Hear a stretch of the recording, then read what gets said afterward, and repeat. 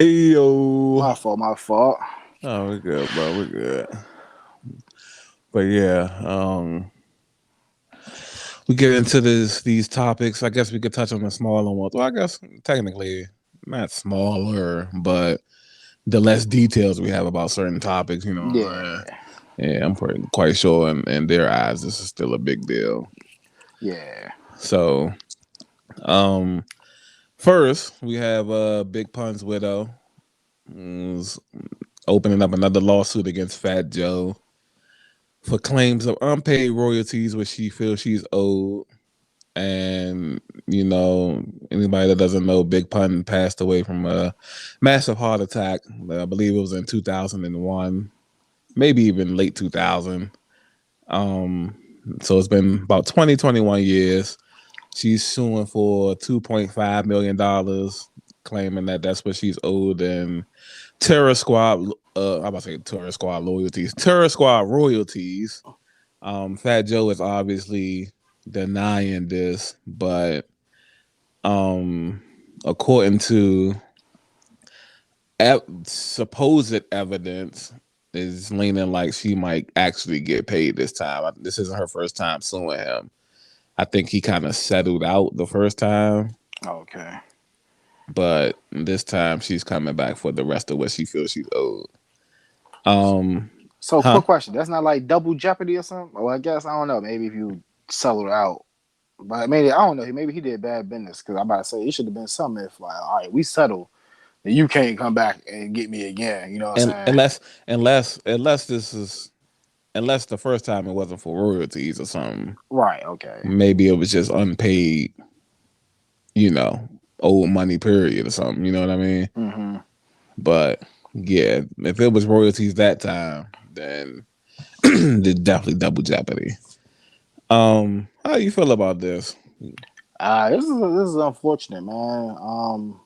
For a person like Fat Joe who like champions Big Pun, his brother, and all that. You know what I'm saying? As somebody's brother, you should be doing right by him. I'm not saying he 100% isn't, but like you said, if she looking like she might win, then some validity to that. He's not taking care of the fam. You know what I'm saying? That's your brother. You should be taking care of the wife, and so that money going to his kids and all that. You know what I'm saying? So it's kind of Mm-hmm. unfortunate. And like he's like one of the guys looked up as like one of the guys who stand up guy does good business, and that's kind of crazy. And you go on the verses playing the song, and then you ain't need take care of the family. You ain't paying what you paying your dues.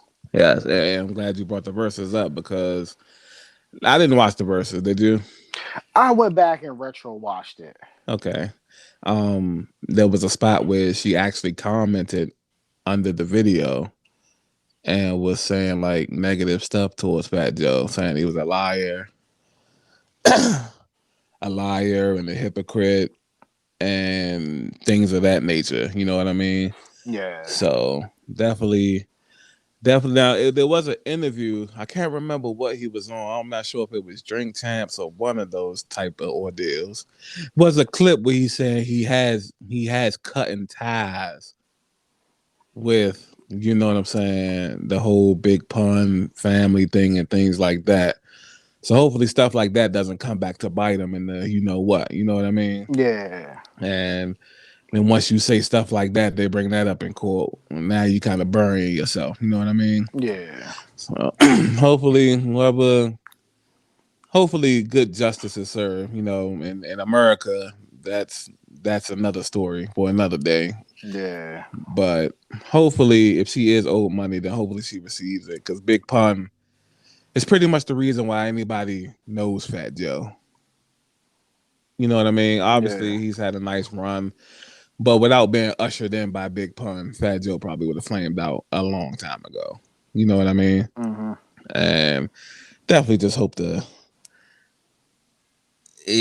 they get justice one way or another. Shout out to Big Pun too, by the way. Rest in peace. Yeah. So speaking of other, deceased rappers, last Friday, Wiz the Wizard was murdered in, is that South Florida? Jacksonville, South Florida, right? I believe so. Yeah, South Florida. The same day as popular rapper Spot him, got him. Was shot 5 times, although he's expected to make a full recovery. Um, do you know anything about Wiz the Wizard? Not too much outside of that. He was one of Kodak's artists, and Mm-hmm. you know what I'm saying, they recently had a falling out. Never really heard his music. This is the only reason why I know of him is because of this falling out. This happened, and it's crazy. Like that whole, not trying to put it on Kodak to saying he had anything to do with this, but that's just my initiation into the rapper. All And right. like I was saying earlier, like that whole Florida Jacksonville area, man, that thing is like a war zone. So, you know what I'm saying, you never know who did it, you know what I'm saying? These guys are like really out there. So could have been other beef he might have had, you know what I'm saying? That's Facts. what I was watching from like a little documentary or YouTube video that was a legend. It was like kind of crazy. Like, did you see like the kind of like the overhead picture of the crime scene? Yes. And that's just kind of crazy. So like, it's like, damn, like somebody left him to die right there under a yellow tarp. It's like this was like a real hit. You know what I'm saying? A calculated, Mm-hmm. I don't know about professional hit, but like, you know what I'm saying? But Hey, it was close, kind of close enough. crazy. Close enough. You're right. Yeah, close enough. Um, wh- uh, it's and luckily, Spot him, got him is going to make a full recovery. But what's up? I know we talked about this a while ago. We're probably going to talk about this again in the future. But these artists, man, we're like, what? Why are they still there? Yeah. One of the first things I thought of when I heard the story and I heard how the events unfolded. So yeah, like why are you still there? But like these, like you said, these guys are street guys. The little background that Spot 'em got them. You know, the whole popularized beef down in Jacksonville is Young Fulio versus Young and Ace. Mm-hmm. So Spot 'em got 'em is more so affiliated with Young Fulio. So these guys are in the street, young. I think he's probably like maybe early 20s or something like that. Mm-hmm. Some of But these guys think they're untouchable, and just to hearing how like somebody might have got the drop on them is this social media stuff. Like people always got to broadcast where they at, what they doing. So mm-hmm. allegedly he or somebody around him pointed out that they're at the studio recording, and bam, they know where you at. So he get tailed, and I guess while he's driving his Charger, another car pulls up on him and lets go like 25 shots in the car. He get hit 5 times, and somebody else get hit in both legs. It's like you Mm-hmm. gotta move more careful, more diligent if you want to, you know what I'm saying, defy the advice to get out once you made it. You know what I'm saying? You got to move way more diligent than that. Yeah. I guess, and it's like I've never been like 100% a street nigga. You know what I'm saying? Right. But it's like if you're doing this for a better lifestyle, then just go take the better lifestyle once it happens. You know what I mean? Yeah. Like soon as your song go viral, you fucking with a label or something like that, ask the label to move you out. They'll do it. You know what I mean?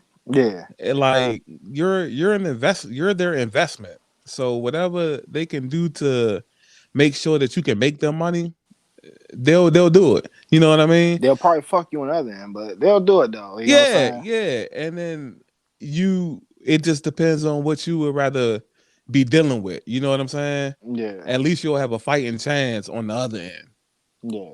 And that's versus. the thing that some of these people they could do it. You know what I'm saying? We see them flashing all this money around, Hmm. and like some of those junks are like it could be a nice apartment condo somewhere out of town. You know what I'm saying? Right, right. So it's like, but it's like it boils down to them. They gotta want to do it. You know what I'm saying? And then even the reports leading up to this, you know what I'm saying? Spot got him and a whole bunch of other stuff. You know what I'm saying? Where he was involved in a incident with a parking garage attendant, where Right. they, you know what I'm saying, broke the thing, the barrier to keep let cars in and out. They was like Uh-huh. that prompted the guy to get the tags and put the police on him, and that's when the police pulled up on him, and the guy sleeping with a chopper. Like, why do you want to live like that? You know what I'm saying? Like, kind Yeah, of crazy. yeah, definitely crazy. Not a lifestyle that I will. I mean, obviously, if you're in it, you're in it. But You Yeah, gotta think smarter than that. yeah. I don't know if they just they. It's like people be wanting the best of both worlds. They want the money and stuff, but they don't want the image that comes with, oh, I'm leaving my hood, I'm scared, or, you know what I'm saying, stuff like that. Like, man, forget it. You made it, bro. Like, now you're a Mm, beacon of hope for like so many others. You probably provide for so many miles. Like, you gotta stay alive, bro. You know what I'm right, saying? right. This that that that lets you know like a person's mindset, and you know what I mean. Like you Yeah. said, once you become a beacon of hope, just do it, bro. Like change the narrative. You know what I'm saying? It's like only like a few rappers. The biggest one that comes to mind, Chief Keef. Like, it Right, seems like that nigga ain't been back to Chicago since. and, right. and, Like and no disrespect, he's still alive. all right. Still living a good life. Like, bro, you earned that. Go live it. You know what I'm saying? Right, enjoy it, man. Like you could buy like you got a nice ass house out in California. If you can afford that and you can maintain that, go get it, bro. You earned it.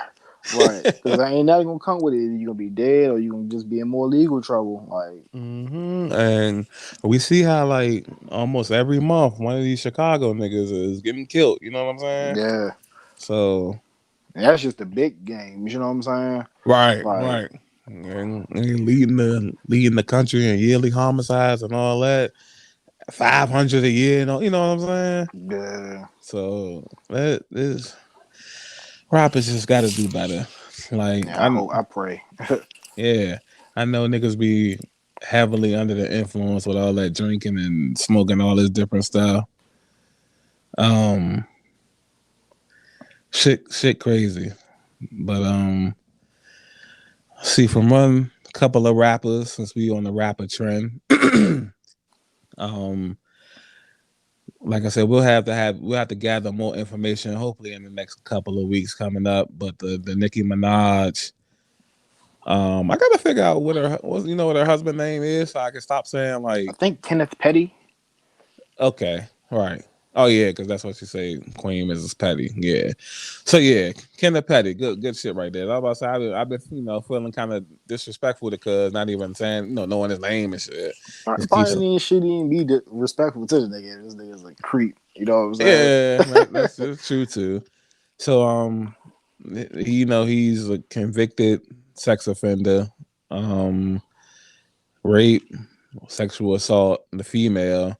She has been on, I guess we'll call it a media run, you know, bringing awareness to the situation as she appeared on The Real to give her side of the story. Why she's waited so long to finally speak up, what gave her the courage to finally speak up, and just how bad Nikki and her husband are really like threatening her and trying to get her to change her story so they can, I guess, get them off the sex offender list. As that they have a kid together, but as long as he stays on that list, he won't be able to do shit like take the kid to school, pick it up from school. I said pick it up.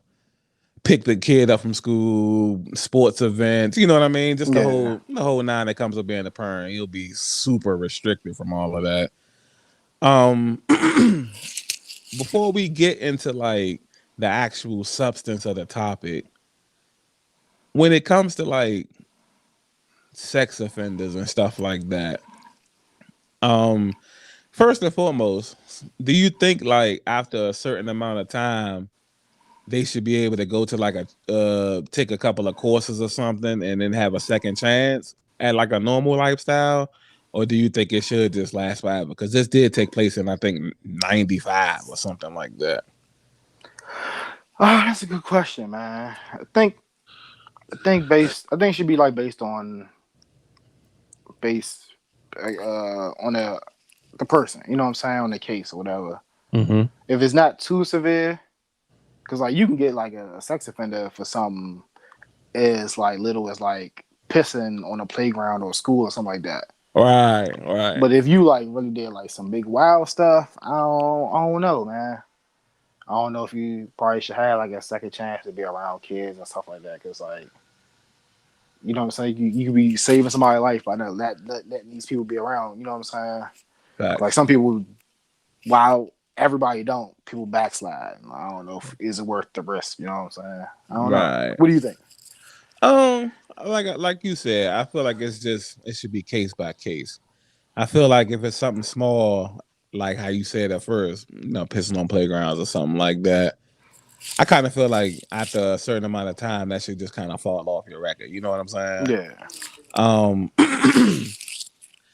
well, people that sexually offend kids, that's kind of like a life thing. You know what I mean? right. I feel like when it comes to like sexually assaulting like females, like in this case, I feel like after a while, especially like this lengthy while, it's been like what, 26 years, 27 years.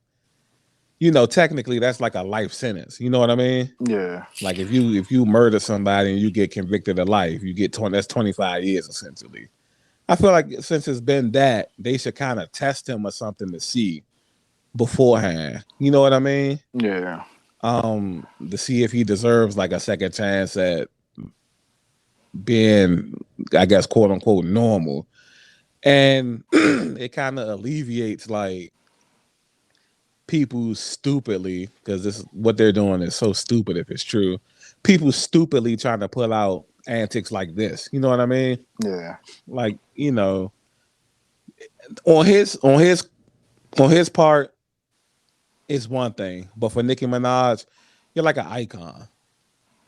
You know what I mean? yeah, Like you're a megastar. Like you can't be a part of no shit like this. yeah. It makes you wonder, man. Yeah, wonder what. Like what's going on? Like, why, like, you this hell bent on defending this guy? You know what I'm saying? You putting everything on a risk for this guy. Yeah, what you thinking? Interesting, man. I don't know. I'm at like the beginning stage, but it's like it just makes you pause. It's like, you know what I'm saying? Like how we always say, she's like such a beautiful chick, one of the baddest chicks in the world. You know what I'm saying? You can have a nice clean cut guy. You ain't got to worry about none of this stuff. Oh yeah, well that's that's something completely different because we already know what the average female what they really want. Yeah, sure. So not what they need, but what they want. And she's one of the most successful females in the history of females, so she's not going to really abide by what she needs. She's going to get what she wants. You know what I mean? Hmm. And I don't know. It's just you get emotionally attached to certain people, whether right or wrong people, especially from a female's, at least in my opinion, from a female's point of view, logic tends to go down. You know what I mean? Yeah, So very true. yeah, so this you just because we looking at it like sheesh, you literally have everything you want. How can you be so stupid? You know what I mean? Right. Because that's damn sure what I'm thinking right now. But how do you feel about the victim? Like you don't have no problem with her speaking up or nothing, do you? Nah, nah. I Yeah. mean, well, like I said, I haven't dove too much into it, but like, if Right. this is true, yeah, tell your story. You know what I'm saying? I definitely encourage people to tell your story, and I don't be one to like. I don't want to be like seem like I'm being insensitive to victims, but like, you know what I'm saying? I just be wanting you to do it more sooner too. You know what I'm saying? So you can actually catch these people off their wrong. You know what I'm saying? Like some people wait years, decades, and evidence and stuff, and you know what I'm saying? It'd be harder. It might be harder to convict these people. Right. Yeah. And even though technically he's already convicted from this, she's just suing because they keep harassing her and trying to bully her and extort her and whatnot. You know what I Then yeah, mean? get your money. You You're know what right. I'm saying? So, and like I said, I just can't. Like you said a few minutes ago, you just can't believe it. Are you that stupid? You know what I mean? Right. Like, so that we'll see. Like, this is another one of these topics that should be heating up in the next couple of weeks. Um, so I ain't know which direction to go in because when it comes to sexual assault, and this could have easily transitioned into the dark side of the ring.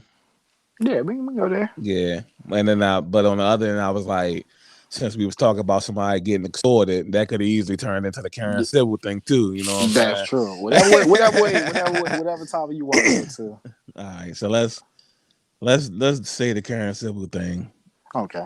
and then let's do Karen Civil now since the wrestling is kind of like more so That's what I was thinking sports. too. Yeah, Okay. it'll be our perfect segue into the rest of the sports and shit. So you can lead us off on the current civil situation. Okay. So if you haven't been under a rock, what tends to happen with these situations is when one thing goes wrong, it tends to pile on. Like, oh yeah, I got a grievance with this person. I got a problem with this person too. Mm-hmm. So forgive me if I'm a little bit off with the events of how it started, but I think I mean he has been planted long ago, years ago. You know what I'm saying? How Cameron alluded to current civil being a snake. Mm-hmm. She allegedly stole money from a acquaintance of his, and you know what I'm saying, this video all day you can look on YouTube where Cameron actually has her on the phone. Like he's like, why you do that to my man? And she was like how much she did earlier with Jason Lee. Like she confessed on the phone. Like she's like, man, I gotta get paid. I gotta get mine. I got bills. You know what I'm saying? So Mm-hmm. Cameron tried to let us know a while ago, but of course didn't really do too much. You know what I'm saying? She still was able to become a socialite, influencer, uh, whatever she is. Like nobody really knows her real title. You know what I'm saying? So fast forward to current time. She has a problem with Jason Lee. Jason Lee, owner of Hollywood Unlimited or Unlocked. Hollywood Unlocked, I believe. Mm-hmm. And you know what I'm saying? They had like a kind of a cordial relationship, Jason Lee and Karen, and he wrote a story about her because I think Hollywood Unlocked is like kind of like your baller alert, stuff like that, gossip. So you know what I'm saying? He put a story up, of course, since they kind of cordial. She hit him up to take it down. He took one Joan down. It happened again. He invited her to come on to the show. She wanted to like kind of like pigeonhole the interview, like, oh, we gonna talk about this, that, and the third. We're not gonna talk about this. And you know, he's like one of the guys like, nah, we're gonna talk about whatever we want to talk about. You can answer however you want. But Mm-hmm. long story short, so she didn't want to go in there because she couldn't control the interview. So when the show happened again, he posted another story. She asked her to take it down. He wouldn't take it down.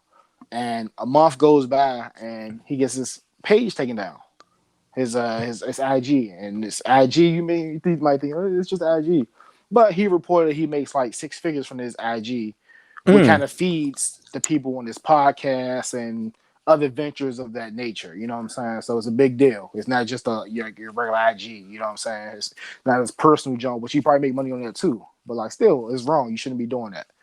And long story, I don't want to like make it too long, but he gets a call because they've been Mm-hmm. trying to find out who did it. He even asked Karen because he didn't know it was Karen who did it. So he asked Karen, you know what I'm saying? Like I said, she got connections. So can she work her connections, talk to somebody at IG to try to get the page back? So long story short, he finds out from somebody he used to talk to that his little brother was the person who took down the page. And he finds out it was Karen. So he talks to the person, get the receipts, talks to Karen. You know what I'm saying? She comes clean, like, yeah, I did it. You know what I'm saying? You got your ways of doing stuff. I got my ways of doing stuff. So that's their problem. It goes more in depth, but I'm not gonna go too much, make it too long winded. Okay. Then you have the issue with Joyner Lucas. You know what Mm-hmm. I'm saying? He allegedly paid her 60,000, I guess, for her services of like getting him popping.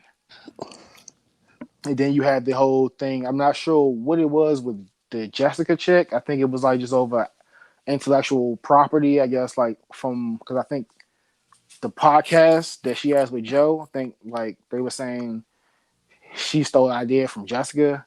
And then you had the whole claims that she was kind of finessing money from the Haiti relief. Right. Right. Um. If this is, and again, this is all allegedly, Right. Some but stuff she did admit to, like the old Jason Lee thing. yeah, the Cameron thing. I hate to say this, but again, this is allegedly, but the average person, not even more than likely, people love to steal from these nonprofit organizations. You know what I mean? Yeah, that's why I'm so reluctant to give. Even though I don't have like a lot to give, but even if I did, I'd be so reluctant. Like, how many times have you heard this story? All right, all right. So, and you can almost imagine like when every time Haiti has like these super catastrophic problems, these natural disasters, which is quite frequently, people always pour in millions. You know what I'm saying? Mm-hmm. And especially like her, you already said with the Cameron situation, she got to eat.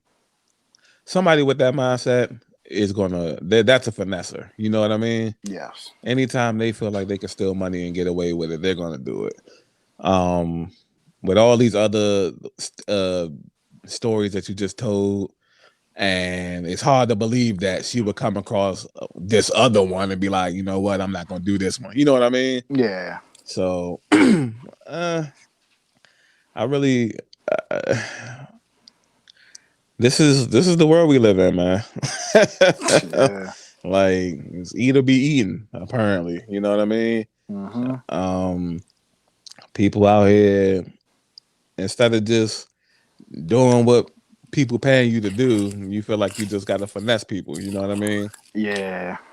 Um, hopefully she gets what's coming to her. Is anybody like suing her or anything like that? 100%. Yeah. Jason Lee is trying to push to the fullest extent. Mm-hmm. Suing her or just legal stuff. Just trying to. He basically want to put her in jail.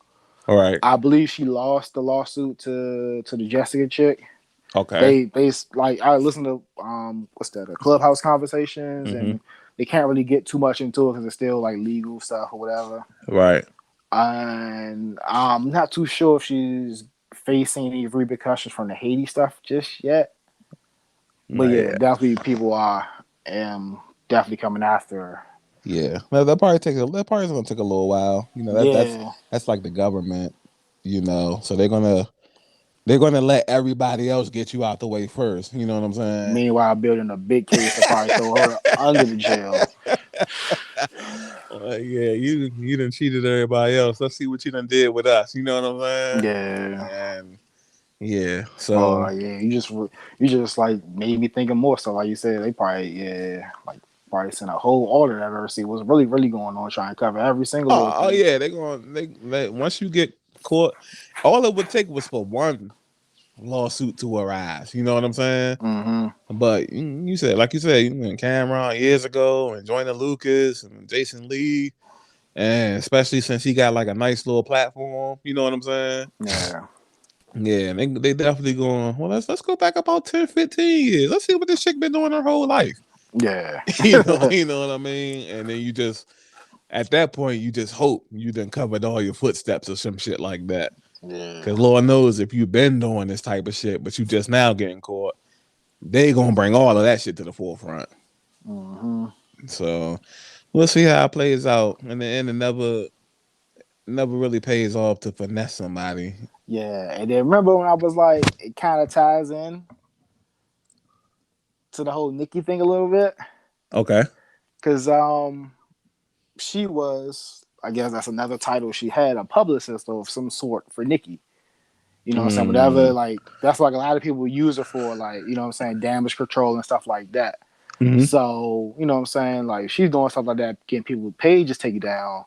So who knows, you know what I'm saying? And I think somebody alluded to, like, because I think with the whole Jason Lee thing, I think Nikki, I think she had Karen on the phone try to call Jason and trying to get some stuff squared away. So like they was like alleging that Nikki might have gave Karen the 20,000 because that's what the boy got for taking out Jason Lee account.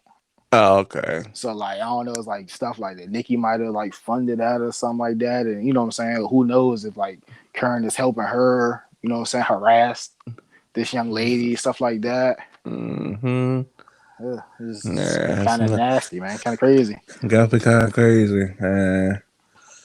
It's like I wanna love Nicki Minaj so much, but man, she's like forcing you to like she's almost forcing you to realize making you realize that she's corny, and Yeah, you know what I mean?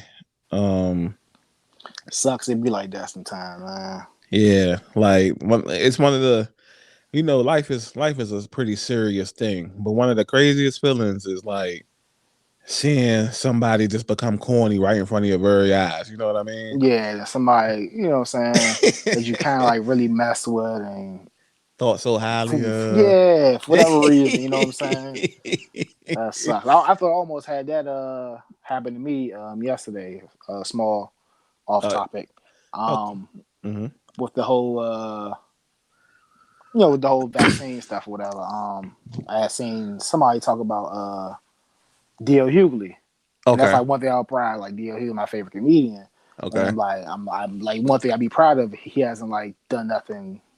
You know what I'm saying? No big wild stuff. Mm-hmm. And he kind of like speaks out for the community more so than, you know what I'm saying, mess up. All right. So I seen something in the comment. I think I was like watching like a TikTok or YouTube video or something. I think it was TikTok. And Bama's calling DL Hughley a sellout. I can't believe he did that. And I'm like, oh, you know, I do my research. And so, well, I mean, it's up to interpretation, but like, I guess he was just going hard for people to get the vaccination. So people say he sold out because of that. And I'm like, that ain't enough. That ain't enough. You know what I'm saying? Yeah. Well, whatever people believe they should do, just do it. You know what I'm saying? Yeah. Like that to me, that's not selling out. Right. Yeah.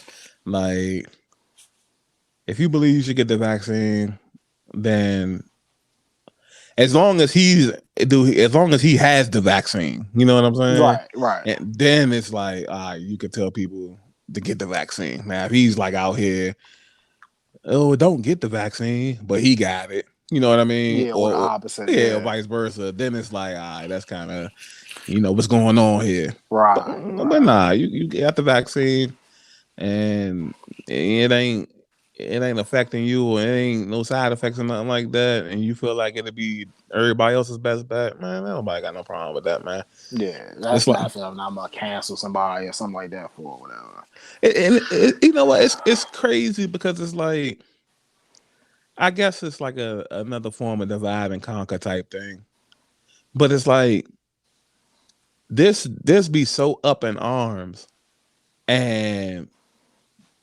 people I've seen people coexist better when some people believe in God and some people don't. You know what I'm saying? Yeah. Like you would think that would be like have niggas up in arms and shit like that. You know what I'm saying? Right. But people like that can get along. So why the fuck people like this can't get along? Yeah, it's wild, man. Yeah, yeah. Like but yeah, that's not. I wouldn't. Hell nah. I love D.L. Hughley too. He was at one point in time he also was my favorite comedian until Dave Chappelle took over. Okay. Yeah, so yeah, I ain't know he was your favorite. That's that's all right right there. A lot of people don't Yeah. like him, yo. Yeah, yeah, we've always had them conversations and stuff like that about like why or whatever. But it's like I don't Mm-hmm. know. With me, majority of the time, regardless of what people may think, you know what I'm saying, how we joke about the sports thing, I'm loyal. You know what I'm saying? Like so, D.L. Hughley was like one of the first comedians that I really, really, you know what I'm saying. Not saying he was the first one I saw, but he's like the one I really took a liking to. All right, And with right, his right, comedian style, like not saying he was the first person to do it, but he's like the first person I noticed to like Joan and stuff on people like that. He was like right. funny regular, but then he started Joan on niggas. I'm like, man, that's what we do outside. So Mm-hmm. like Rasheed Wallace, that's like one of the first basketball players I take a liking to. Right, So right. he's my favorite, you know what I'm saying? And Yeah. so on and so forth, you know what I'm saying? Mm-hmm. Yeah. Same here. So it's like around that time, I was like D.L. Hughley. And another like one of my crazy favorites was Bill Bellamy and shit. You know what I'm Okay. saying? Yeah. Yeah. So yeah, around that time, like yeah, that's just. But if you don't really follow the masses, then you know how that is. You know what I Right. mean? Yeah. So it God forbid you be different. That's a whole another problem and shit. Uh-huh. So speaking of different, I guess since we did the Karen Civil thing, we gotta go into this dark side of the ring. Um, this has been an ongoing, I guess you can kind of call it a docu series where they cover different wrestlers of the past and show you the not so glory side of their lives as far as like being a wrestler, whether it was at the workplace, how that changed their family livings and things like that. Um, you know what I'm waiting for with this dark side of the ring shit, right? what you waiting on? They have to do a Chris Benoit though. They didn't already? I don't think they did. Okay. I Yeah, don't think. if they didn't do it already, Yeah, they if they definitely need to. if they did it, I just need to go watch it. But if they didn't, they have to do one of these. They done hit some of the like the big stories. As some Mm-hmm. ones we don't know, like the Owen Hart one. Knight was telling me about the China episode and stuff like that. So Mm-hmm. yeah, Yeah, and they had a Shawn Michaels Jones. But all of these will pale in comparison, in my opinion, to the latest Dark Side of the Ring episode, which was full of controversy and has since caused so much backlash and outcry. This is what was it called? The plane ride from hell. yep, So now, of course, this is the previous, basically the Attitude Era wrestling, and this is about 90-ish, 2000-ish. So the personalities were way different. Wrestling was way different. A lot of testosterone on this flight. A lot of iconic figures on this flight. A lot of, but that's plenty of ego. You know what I'm saying? And hmm all these guys that we're about to talk about probably felt like they were above the law. You know what I mean? yeah, So this is has to do with sexual assault in the flight attendants with big name wrestlers including Scott Hall. Oh, I should say Tommy Dreamer first, since he's the lesser of the. Well, he kind of was. He had the backlash. But Scott Hall, Ric Flair. I kind of feel like I'm missing somebody too. The Brock Lesnar thing was separate. yeah. I'm about to We'll say get that's like to. the only two I know of that I can remember. Maybe did Yeah, something with the attendant. yeah. Everybody else is just wilding. Okay, I'm just all right. Could be Cool. wrong, but Right. All and right. like I said, Cool. like it could be a whole bunch of stuff we don't know. You know It's about to, like just that's yeah. you just get that feeling like that. I think I'm missing somebody. Yeah, because like He, when they just list the people that was there, like so there was like a pretty big pay per view and a big tour. There's right. like a lot of names I didn't hear nothing about. Right. Okay. Yeah. So I'm not even. I don't. When it comes to the actual actions, when we're not going to like go word for word on what really the fuck happened. But basically, these niggas is like sexually assaulting flight attendants and shit like that. You know what I'm saying? Yeah, And before we get into like that in itself, of course, we had Tommy Dreamer with the classic. This will go down as like if his career is over, which we both think it is. This is going to go down as the classic line, the iceberg to his Titanic of defending these heinous actions of saying boys will be boys. yeah, Um, that's an interesting statement because what kind of mindset do you have to say some shit like that, knowing that these niggas was just wilding out on this female. You know what I mean? yeah, Like they, from his statement versus their actions, they're almost treating her like she's not even human. right. You know what I mean? How you feel about like what happened basically?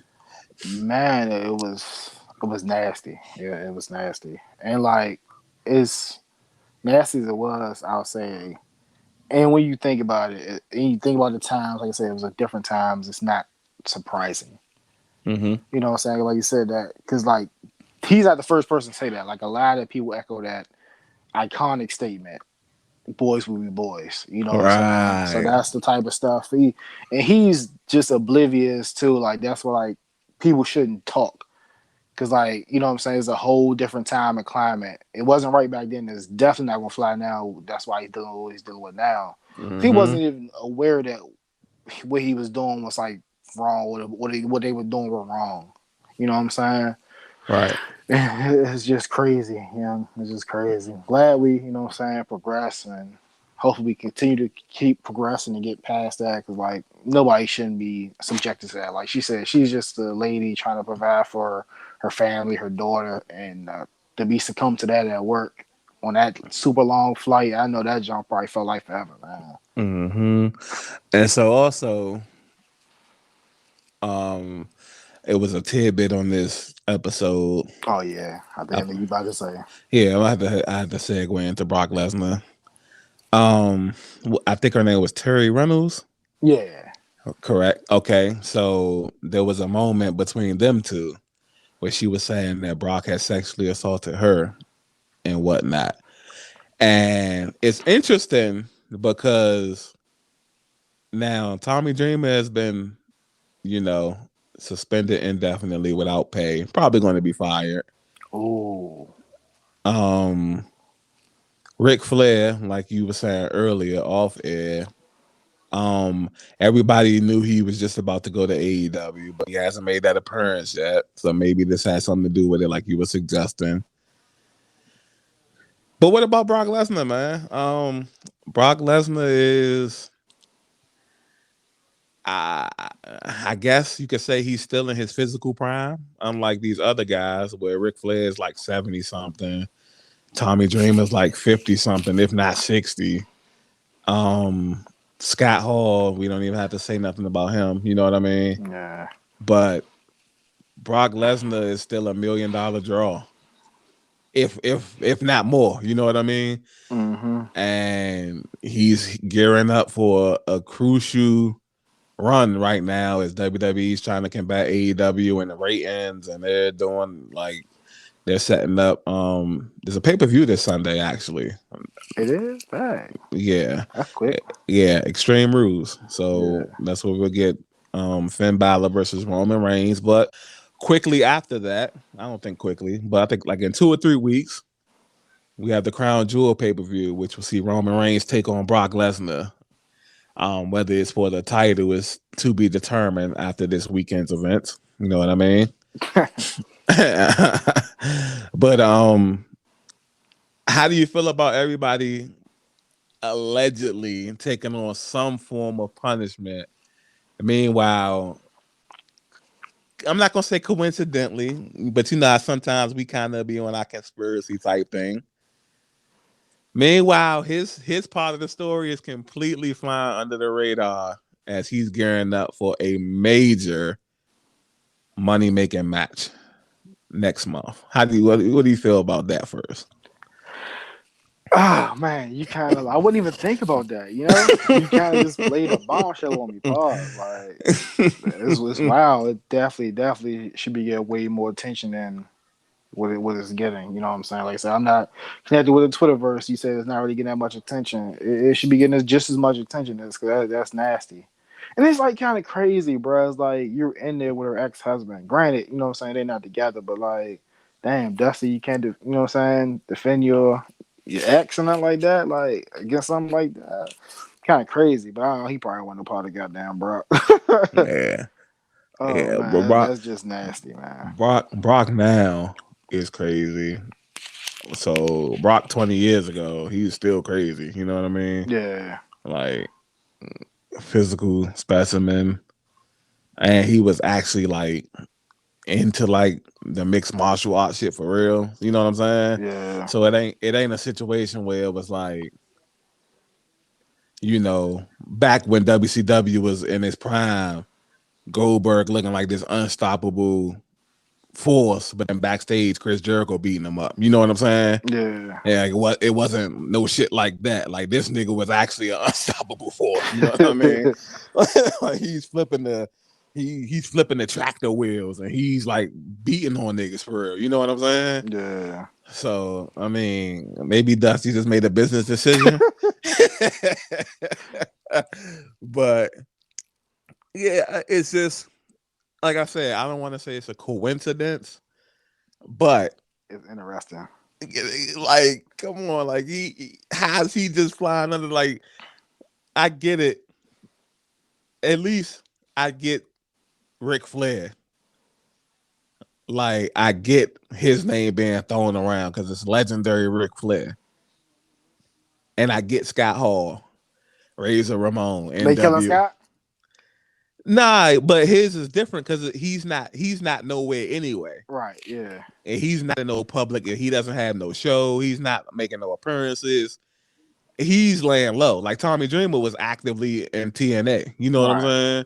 Yeah, And okay, I see what you're saying. Yeah. and Brock Rick is active. Yeah. right, and Ric Flair's like he left WWE, but he's still popping up in like different events and shit. You know what I mean? Yeah. And plus, he's Ric Flair, so it's like he's in music videos. Niggas are quoting his name, his little sayings. You know what I'm saying? Yeah. But it's like Brock covers all those. He's checking all those boxes, And nothing. and nothing. He's the most active out of. Well, I won't say he's the most active out of everybody, but out of all of them, besides Tommy Dreamer, he's active. At Yeah. least now he is. You know what I mean? Right. Like, so no fine, no you just gonna act like this ain't happening or what? You know what I'm saying? Yeah, that is crazy. Yeah. I So wasn't those even thinking about that until you brought it up on the pod. yeah, I would just be thinking, you I know what I'm thought you was saying? about to say something else, like a different tidbit. Oh no, I was about to get to the Undertaker next. Okay. But because a few months they was asking the Undertaker how to compare locker rooms now versus back in the Attitude Era, and he was saying the Attitude Era locker room was better. Men was more men back then. He's like niggas now just don't do nothing backstage, play video games and having fun with each other and stuff like that. And then all of this starts to come out, and it's like, well, was you a part of this? You know what I'm saying? Right. Like, Mark Calloway. yeah, like, and if you wasn't a part of it, was you condoning it?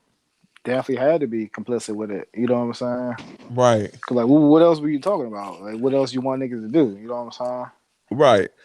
And I kind of figure I'll throw out this. This isn't nothing positive either, but I'll throw out this tidbit that there's nothing you could tell me to change my mind on the fact that I'm almost 100% sure in the Attitude Era, niggas was also doing drugs backstage. Oh yeah. You know what I'm Yeah, saying? they was doing it on the plane. Like Yeah, the lady right. said, they found like syringes and all that, and I think they alluded to Dusty taking bumps or something like that. Oh yeah. See, so it's like that. Doing drugs and raping, like raping females and shit like that. Like that's what you want niggas to be doing nowadays or something. You know what I'm Yeah, saying? that's just nasty. Like that's like another thing. Like people just don't know when to shut up. Like you know what I'm saying? Like Yeah. I guess Like they trying to be like super machismo, but it's just that toxic masculinity stuff, man. yeah, and it's like, bro, all you had to say was, I prefer my locker room back in the day versus now, but these guys, it's just different times. You know what I'm saying? Yeah, Like, at least, like you said off air, at least the niggas playing the video games, they got the chicks to consent to the shenanigans that they doing. You know what right. I'm saying? Like, Like that's another thing. That's what I thought you was about to allude to, like a RVD let over tidbit. You know, so I forgot what they was calling the junk or the actual name was. They was saying like H bombs and stuff like that. And mm, they were saying like how they was getting like local girls, you know what I'm saying, drugging them and having their way with them and stuff. So who knows what they was doing like the other, you know what I'm saying, maybe other female superstars and stuff like that. Cause like it was like a emphasis on this doc. It was like do not leave your drink unattended and all that. You know what I'm saying? right, So right. who knows what was going on, man. It was like a Mm-hmm. lot of little hotties and all that back then. Facts. So definitely seemed like it was just no holds bar, no pun intended, back in the day. with these. This your view on like I ain't gonna say WWF in general or WWE in general, but does your view on like wrestling change at all? At least back then. A little bit. Yeah. I mean, not maybe not so, more so the on screen product, but just the how could it not? You know what I'm saying? Dealing with like some of these people like that you probably liked, or you know what I'm saying. We grew up idolizing some of these people. You know what I'm saying? Mm-hmm. And then to hear like so like you said like or the DL Hughley thing, like some of these people like seeing that some of these people might be scumbags and stuff like that. Like kind of is it should affect you some way. You know what I'm saying? If you're being objective and you have a heart, you know what I'm saying? Mm-hmm. Like probably one of the biggest Ric Flair fan was like it kind of made me sour on him. Scott Hall was one of my favorites. Not too surprised. We already knew about his abuse. I mean, not his substance abuse stuff. You know what I'm All saying? right, all right, all right. Yeah, man. Kind of Yeah, crazy, man. definitely. It So, makes you wonder. Like, well, it makes my mind wonder. Like when I hear something hey, like that, I know this is just the tip of the iceberg. You know what I'm saying? right. And dealing with Dark Side of the Ring, it ain't no telling what's coming next either. You know what I mean? Right. Like they've been doing a fantastic job as far as like covering these like stuff that you wouldn't even imagine. Hopefully they can continue to do it. Hopefully ain't no games about to be coming with it, like you said, because people don't play fair. So I don't know Oh yeah, of course, if of people course. got invested. Like, well, maybe if something was to happen to Brock, who knows if WWE and this man, you know what I'm saying? They try to do something to try to silence people. You know what I'm saying? Mm-hmm. Yeah. So that definitely bears keeping an eye on the McMahon Empire. See how they would strike back if any problems were to arise, but I don't know. So far, it seems like it's smooth sailing. Yeah. So we'll see. Um, so aside from that, we then got into all the non-sports. Well, technically that was sports. So before we dive into like the meat of the sports talk that we were going to get into, I did want to touch on the whole J. Cole practicing with the Orlando Magic. I know you've seen the pictures or whatever. And I'm a huge J. Cole fan, by the way. So I'm not being like biased against the nigga or anything. Like even you know how big of a J. Cole fan I am. You know what I'm saying? Mm-hmm. So I just want to give my tidbit on why I don't like this. Um, as a J. Cole fan, I like it. You know, your one of your favorite artists is out here chasing his dreams. Had a stint overseas trying to play professional basketball, did it for a little while. And now he's trying to, practice with the creme de la, well, professionals anyway. Like, Magic and creme de la creme. You know what I'm saying? But professionals anyway. But from the basketball fan perspective, I don't like this. And I'm gonna tell you why.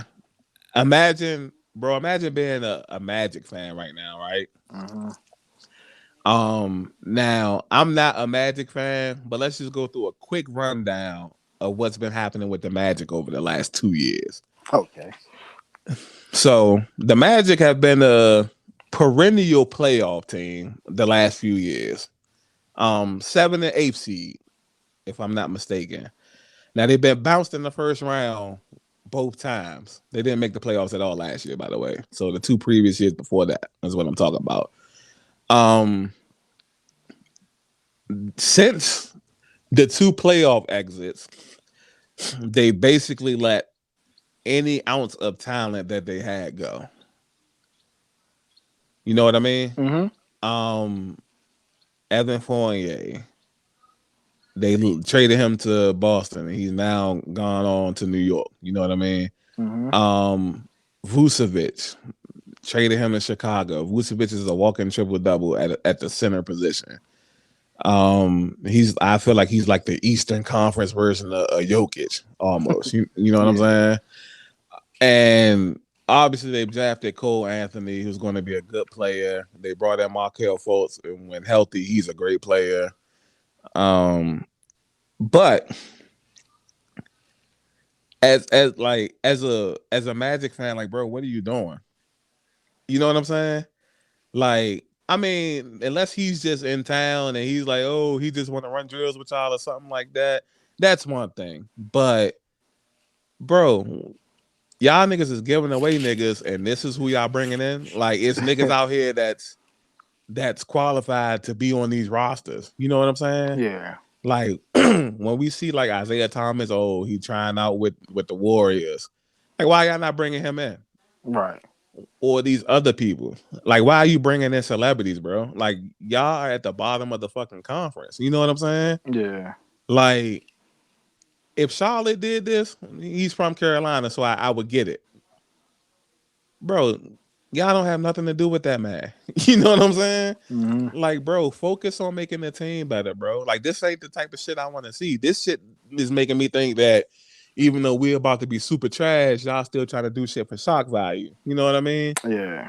Like, yeah, Cole, we support you. We, love your music and all that, bro. But we can't do that right now. You know what I mean? Yeah. Like, we need to focus on really getting a grip on this team. What am I thinking too deep? How you feel about it? I don't know.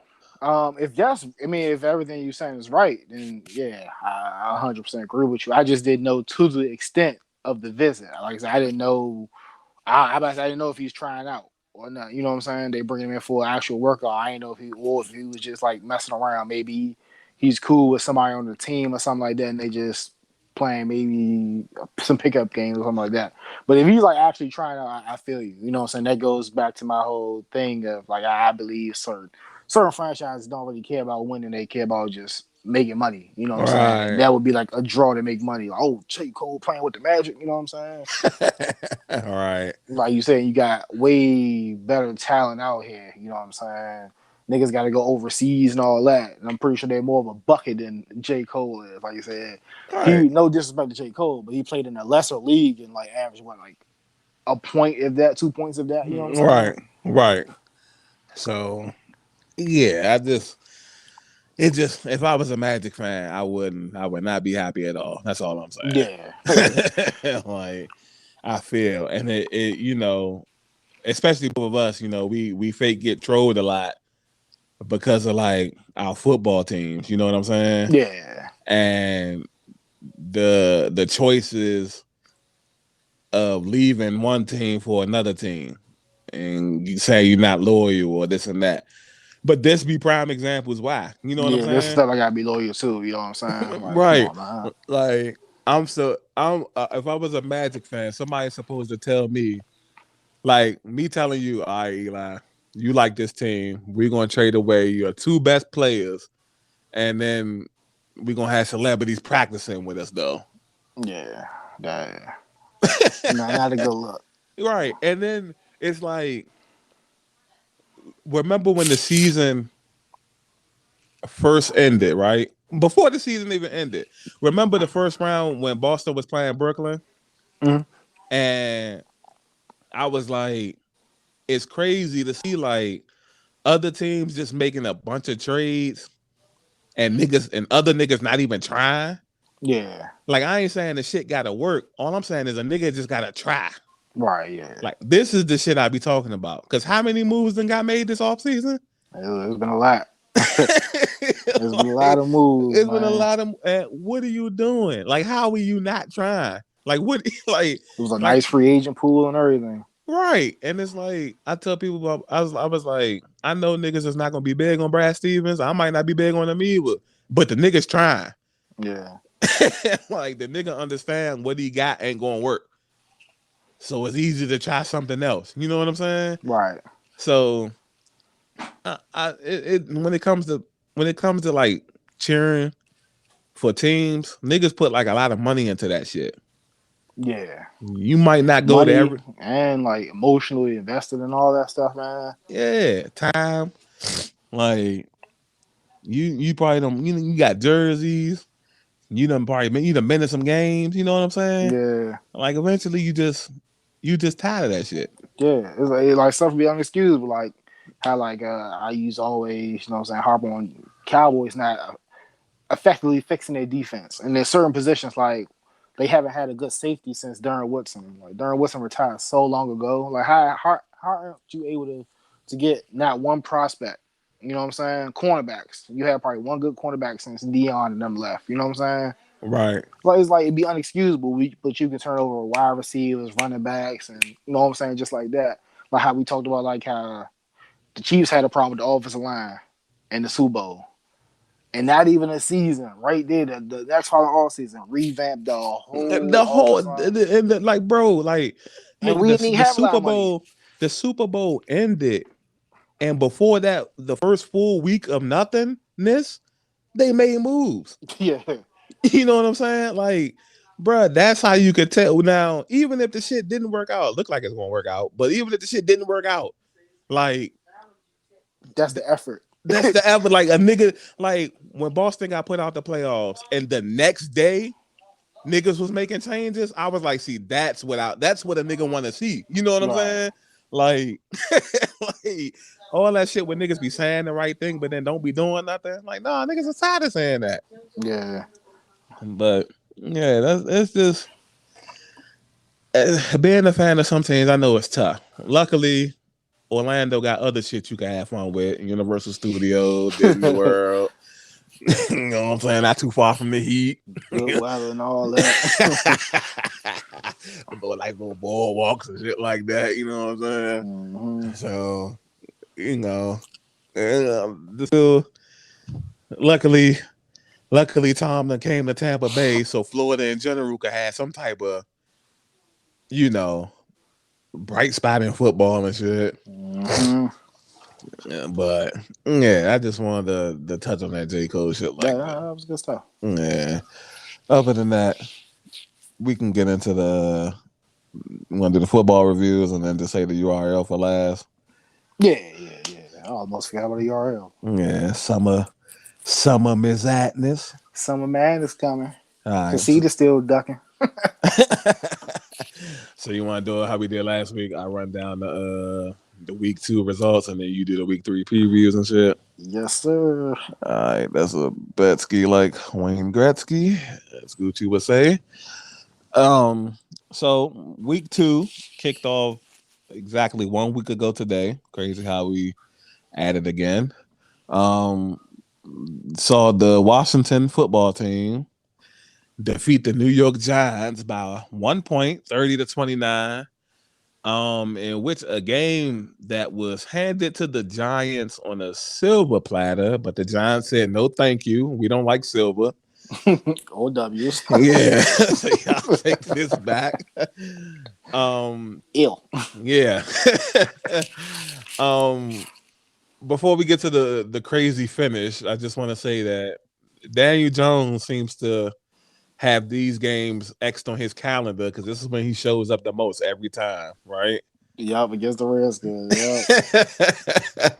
I had it like before we I think like right after we concluded the last podcast, we found out that he was undefeated against the Redskins Yeah. or the football team going into this game. And he tried his hardest to keep that trend going. And because he had plenty of passing yards and a bevy of rushing yards. He was looking like almost Steve Young-ish. You know what I'm saying? But then it came down to the Giants taking a 29-27 lead and inexcusably letting the Washington football team travel way down the field, getting into field goal range in a short amount of time. Not a big fan of prevent defense, but sets up a potential game-winning field goal in which the kicker initially missed. But because one of the Giants defenders was offsides, not only did he get a re-kick, they got 5 yards up. You know what I mean? Mm-hmm. Leads to the kicker making it. Washington steals this game from the Giants. Giants give this game away. Me, I didn't blame the players specifically. I blame more so of the coaching staff.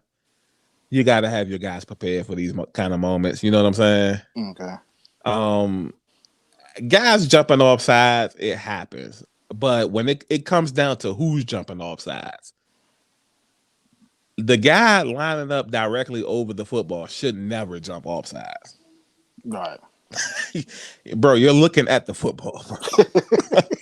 You're right over top of the football. What are you doing? You know what I'm saying? My man, trying to get that extra jump time and assault, man. Bro, what He's the are you diva. right? What are you doing?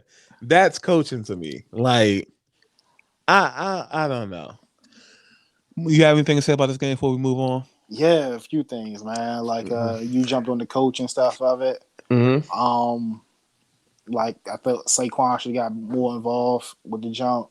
Correct. But I mean, I'm not gonna like I put on my status the other day. I'm not gonna crown him yet, but I will give my hats off to Daniel Jones. He played way better than I thought he would play. You know what I'm saying? I'm not big on Daniel Jones at all, but he was throwing some throws. You know what I'm saying? People dropped it with touchdown with a Buddhist game wide open. Oh right, right. Oh Uh, yeah. Oh yeah. you Right. know what I'm Got all saying? about that. He had the incredible run that got called back. Another Yeah. play that could have blew the game wide open. So he was out here. He was out here willing and dealing, Yeah. putting his body on the line, trying to will them Nah, to victory. nah, But nah. it's just But is it? the But is it? discipline and the coaching, like you said. But Go ahead. but is it because it was Washington though? You know how he plays against them. Right, it could be good at, like I said, but that's what I'm saying. I'm not going full in yet, but I mean, I do know this stuff. You know what I'm saying? But I was thoroughly And, pleased by watching it. You know what I'm saying? 'Cause like I said, maybe because my thoughts of Daniel Jones is just super, super, super low. So I mean, like I said, I gave me just due, man. okay, it's cool. That's cool. So next on the list we had the Cincinnati Bengals versus the Chicago Bears, and what was lackluster, nothing really to talk about. My boy Joe Burrow, one of his worst outings as a professional through 3 interceptions, and which would be a lot of these young quarterbacks did last week. We saw, I was about to say Ryan Fitzpatrick, Andy Dalton, the Red Rocket, get hurt in what was initially feared to be a torn ACL, turned out to be just a knee sprain. It was a bit dramatic on Andy Dalton's part, but okay.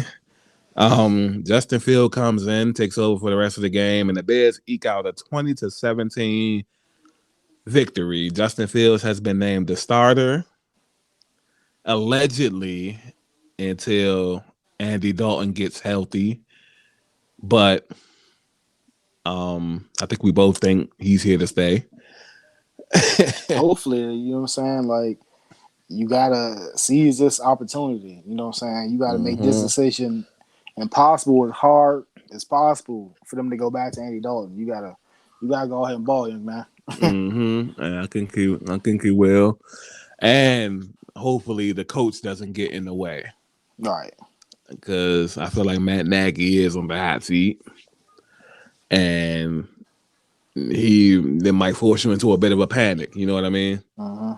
So we'll definitely see how that is going forward. My man Joe Burrow, man, sloppy game. Yeah, that You, was crazy. I think he did. Them jokes like back to back to back, right? Or something like yeah, that. three straight pass attempts were all interceptions. Sheesh. That's crazy. A And pick six and some more. the last quarterback to do that was Ryan Fitzpatrick about 3 years ago. So that was crazy. Hopefully that was just, he hadn't had a bad game as a pro. You Yeah, know what I mean? it's gonna happen. Like Yeah. some of your best quarterbacks, maybe not back to back to back, but they're gonna have like some high interception games. Just can't make a habit of it. Facts. So next we had Houston Texans versus the Cleveland Browns, and Cleveland Browns looking to rebound from the L that they took against Kansas City, in which they did. Albeit maybe costly. Jarvis Landry hurts his knee in this game. He's going to be out a few weeks. Also, Tyrod Taylor got hurt in this game, which will be another topic of last week, is quarterbacks getting hurt. A lot of them getting hurt, and the ones who weren't hurt and young threw a lot of interceptions. That pretty much sums up last week. Yeah, rough day So, for quarterbacks, man. yeah, right. Um, anyone say anything about this game? Nah, not too much. Baker was one of the quarterbacks who got hurt, ended up coming back, and Right. still willed them to victory. Facts. Sucks that you're not gonna have Jarvis. 'Cause I think you need Jarvis, but might force you to more so lean on that running game. They got two running backs. which they need to do anyway. Right, you know what I'm saying? Like I see Nick Chubb and Kareem Hunt had great days that day. 11 carries for 95 yards. That's 8.6 yards average. Mm-hmm. Kareem Hunt, you know what I'm saying? 13 carries for 51. Not so great, but still that's still effective for your second punch, for your Right, 1-2 punch. You know what I'm right, saying? of That's course. yeah. That's And almost 4 yards a carry. So that's like almost a half a first down. You know what I'm saying? correct. And also tidbit from the game, Tyrod Taylor was hurt. He will be out tonight, so we'll have Davis Mills getting the start for Houston. Feel bad for Tyrod, man. Of course, people already think this is the end of his tenure in Houston because they alluded to the fact that the last two times he got hurt, the quarterbacks to take over were Baker Mayfield and Justin Herbert. So if Davis Mills follows this trend, Houston has his next franchise quarterback. Yeah, I saw that too. Yeah. Deshaun Watson is still a healthy scratch. It says undisclosed reasons, even though we kind of all already disclosed the reason. You know, they're keeping him healthy in case they decide to pull off some type of mega deal. You know what I mean? Yeah. Um, other than that, you'll cover that Houston game because they play tonight actually. So you'll cover that one once we get to week 3. Leading up to the LA Rams versus the Indianapolis Colts. This is one of the games I streamed, and looks like the Rams are going to put this one away early before allowing the Colts to go on a late surge, actually taking the lead, and then eventually time the game up with the Rams winning by a field goal. Um, it's only 2 weeks into the season, but a few of these games, teams kind of jump out on teams super early, then kind of take their foot off the brake. You know what I mean? Yeah. And you end up playing a way harder game than you have to. And this was one of those games. Luckily, the Rams will still pull this one out. Sending the Colts to 0-2. Colts need to win some games, man, because if they're gonna be on Hard Knocks, man, we don't want to see no 0-5, 0-6 niggas on Hard Knocks. You know what I'm saying? Then now you say it, man. It might be like a lot more drama, man. You know what I'm saying? That losing breeds toxicity, man. So it might That's be what must see TV or something. okay, yeah, you say it like that. I would check it out. You know what I'm saying? Hopefully, it ain't no Jacksonville type of losing where niggas just cool, calm, and collected about it. You know what I'm Yeah. saying? Trevor Lawrence and type niggas and shit. Man, it's like another game where quarterback got hurt. Cause wasn't able to finish the game, sprained two of his ankles. I said two of his ankles, both his ankles. Right, which was bizarre because he did it on the same play. You know what I'm Yeah. saying? And I want to say like last week, this is like one of the games I was like, man, hopefully Carson Wentz can walk out of this game. Like I said, Yeah, because he was already injured, banged up. They got a not so good of an offensive line, and then you dealing with like one of the most scary off defensive lineman in Aaron Donald, man. facts. This is and scary he is, and then once you realize that you got Jalen Ramsey on the outside, who did get an interception in this game, and these linebackers, it's crazy. You know what I'm saying? Mhm. Um, the rookie Jacob Eason, which he's pretty decent in college, nice big arm kid. Seemed like he was pretty smart. You know what I mean? Made some good decisions, and be interested to see how they did say it was a chance that I'm about to say Andrew Luck. I don't know why I keep saying Andrew Luck. I keep thinking Luck and shit. Carson Wentz could make the start this weekend, and we'll just have to see. But if not, I guess the rookie with the big arm have to do. You know what I mean? Yeah. So speaking of big arms, Buffalo Bills versus the Miami Dolphins, and Josh Allen, the big arm Buffalo quarterback. This was a runaway beatdown. 35 donut. Tua got hurt in this game. Unfortunate for him. Another injury to Tua, so Jacoby Brissett had to take over. Filled in I guess decently. You don't get time to prepare. Did as best as he could, even though it didn't matter. They didn't score or anything like that. um, two things about this one. What do you feel about Tua being hurt again? And how long do you feel like he could last? It sucks. Sucks that he's hurt, and I don't know, man. I don't know how much longer he can last. Hopefully, like I said, I don't want to push nothing bad upon him. Like same thing with Carson Wentz. Like man, like injury prone people, man. I hope they can last, but like at this rate, man, it's not looking too good. Right. And we got like some messed up ribs. Yeah. Couple of broken ribs. So I guess they're gonna wait for that to heal up as best as they can, and then it'll just be a pain tolerance thing. I'm guessing for him. Be out there with the little the Roman chest protector joint. Yeah, it's the Tony Romo jump. Mm-hmm. Kevlar. So definitely interested to see like how that situation works out. I already was leaning towards. I know the Dolphins was kind of trying to sneak a way to get Deshaun Watson. I feel like after Tua got hurt again, I feel like they're probably trying to do that a little bit more frequently than people think. You know what I mean? Yeah. Um, which brings us to next game: Patriots versus the Jets. Let's see Mac Jones get his first win as a professional quarterback at the Jets' expense. So Zach Wilson threw 4 interceptions. Um, Tough day for this team.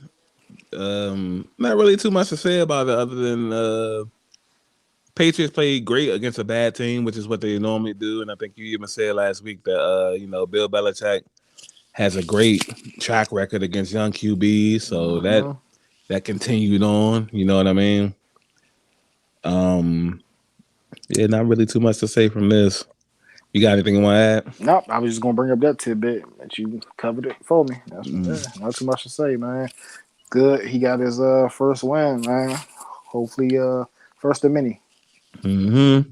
Which brings us to back to a little bit further. Let's see, New York.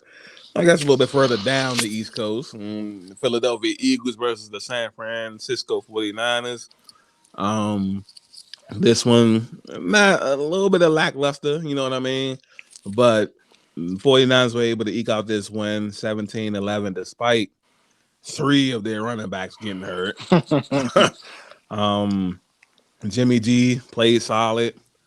Didn't have any Trey Lance packages this entire game. It was all Jimmy G, and that's a good thing, I guess. Um, Jalen Hurts kind of struggled, kind of did good too. Had a big play where a receiver kind of dropped the pass. Who knows how that game could have turned out with that? But how do you feel about this game? Yeah, like you said, it was like kind of like lackluster, underwhelming, and like you mentioned, like the drop pass, and then the long pass they did. Cole got in the red zone and didn't get no points from it. Right. Who What? knows how this game would have turned out? Maybe if you get some points there, if not the touchdown, at least a field goal or something like that. Because they lost 17-11. Mm-hmm. So you know what I'm saying. Could have made it more interesting. Maybe gives you a boost to maybe be that close to the. I don't know. This, like you said, just an underwhelming game. Yeah. That brings us to Las Vegas versus Pittsburgh. Pittsburgh takes this L 26-17. Didn't see the highlights from this game, but by all accounts, an indication was, according to the press conference from John Gruden, Derek Carr played well. Um, Pittsburgh struggling offensively. I think a lot of people are starting to point to Big Ben as maybe the problem here. You feel like it's time for Big Ben to retire or give it up? Yeah, I've been thought that. What I'm saying. It's like they had like the false reality last year. They had like a hot start, went off to like 11-0 or something Yeah, like that, 10 and 0 or 11-0, I something like think. that. Yeah, yeah. Yeah, so you know what I'm saying. Always thinking man, if I get this, that, and the third, maybe we can make another run. But yeah, it's that time. I've been through it. You know what I'm saying? He always kind of allegedly had like the noodle arm. He ain't got what it is. He used to be Mm-hmm. and stuff. But you let it off good because I want to have a conversation with you. Okay. This probably be a short conversation. Mm-hmm. It's like you mentioned. Derek Carr had a great game. This Okay. game, he had a great week one. Mm-hmm. So in the little group conversation, group chat that I'm in, my homie's a Raiders fan. And I was like Okay. a little bit shocked, even though he's a Raiders fan, he's not that type of fan who's like super biased from me knowing him for like almost a decade or so. You know what I'm saying? Mm-hmm. So he brought up the fact that Stephen A was like kind of crapping on Derek Carr and pumping up Aaron Rodgers.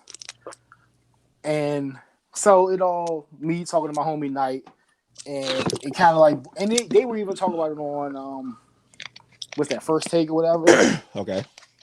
Do you think Derek Carr is a top 10 quarterback in the league? Top 10. Yeah, top 10 quarterback in the league. Um, let me scout the league right quick. I wouldn't say he top 10, but he top half though. Yeah, right. That's what I'm saying. Yeah. He's not top 10. You know what I'm Yeah. saying? I think he top. Yeah. He's solid though. Don't get me wrong, he's solid. He's great. Yeah. But it's like nothing he's done that he should be getting like super praise. Okay, not head off for some good games, but like he's been in the league for like 7, 8 years now. Right. You should be showing us more. Like I was talking to Night, he's like he got that fire, and I'm like, bro, like that's something we should be saying the first couple years. Like Mm-hmm. at week 7, year 8, year 7. Like let me run down. He has no Super Bowl rings. Not going to fall for Mm-hmm. that. No playoff wins. No MVPs. Uh, one winning record. No division banners. Why are they praising this guy? One thing that I will praise him for. It's not like accolade based, and like what you're saying is true. But over the course of like last year and these first couple of games, I did praise him for like playing well under the circumstances of knowing your team don't really want you there. Okay, yeah. Yeah, cool. Like I said, I Yeah, had no something problem small with like him. something small like that. But all the other stuff is true though. But like like I said, I wouldn't even bring him up. Like he's not a person that would be on my radar. Like I'm not going, like it's Oakland, so I'm not going to fault him too much for it. You know what I'm Right. saying? But I'm not about to just praise him. Like what have you done? You know what I'm saying? To warrant Yeah. this conversation being the top 10, like how some people were having, and then Yeah. like even in the group chat, because I told you Knight don't like Aaron Rodgers, so like they was like comparing him like. Aaron Rodgers had a bad week one, then he plays against Detroit, and then he lights it up, and then everybody back on. I'm like, no, Aaron Rodgers earned that right. Like we know what Aaron Rodgers is. Like, he Mm-hmm. ain't coming off an MVP season. Like, but you want to slice Derek Carr? Like, what has Derek Carr done to earn this love from y'all? All right. Yeah, that be the favoritism and shit. Yeah. Yeah. So my bad. Small tidbit rant. Nah. It's I was perfectly like, fine. I've been meaning to ask you, but we ain't been on Xbox and nothing like that. So I was like, well, maybe I can save it for the podcast talk when we get to this game. I just thought it was like real interesting, man. Oh yeah. Yeah, when it comes to stuff like that, it's like people have their favoritisms.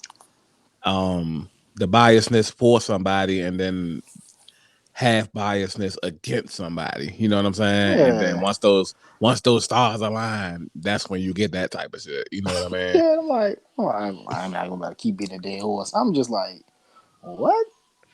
Yeah. Like I don't like Aaron Rodgers either, but like you said, MVP, right? The reigning MVP, like niggas that for a reason is Yeah. that.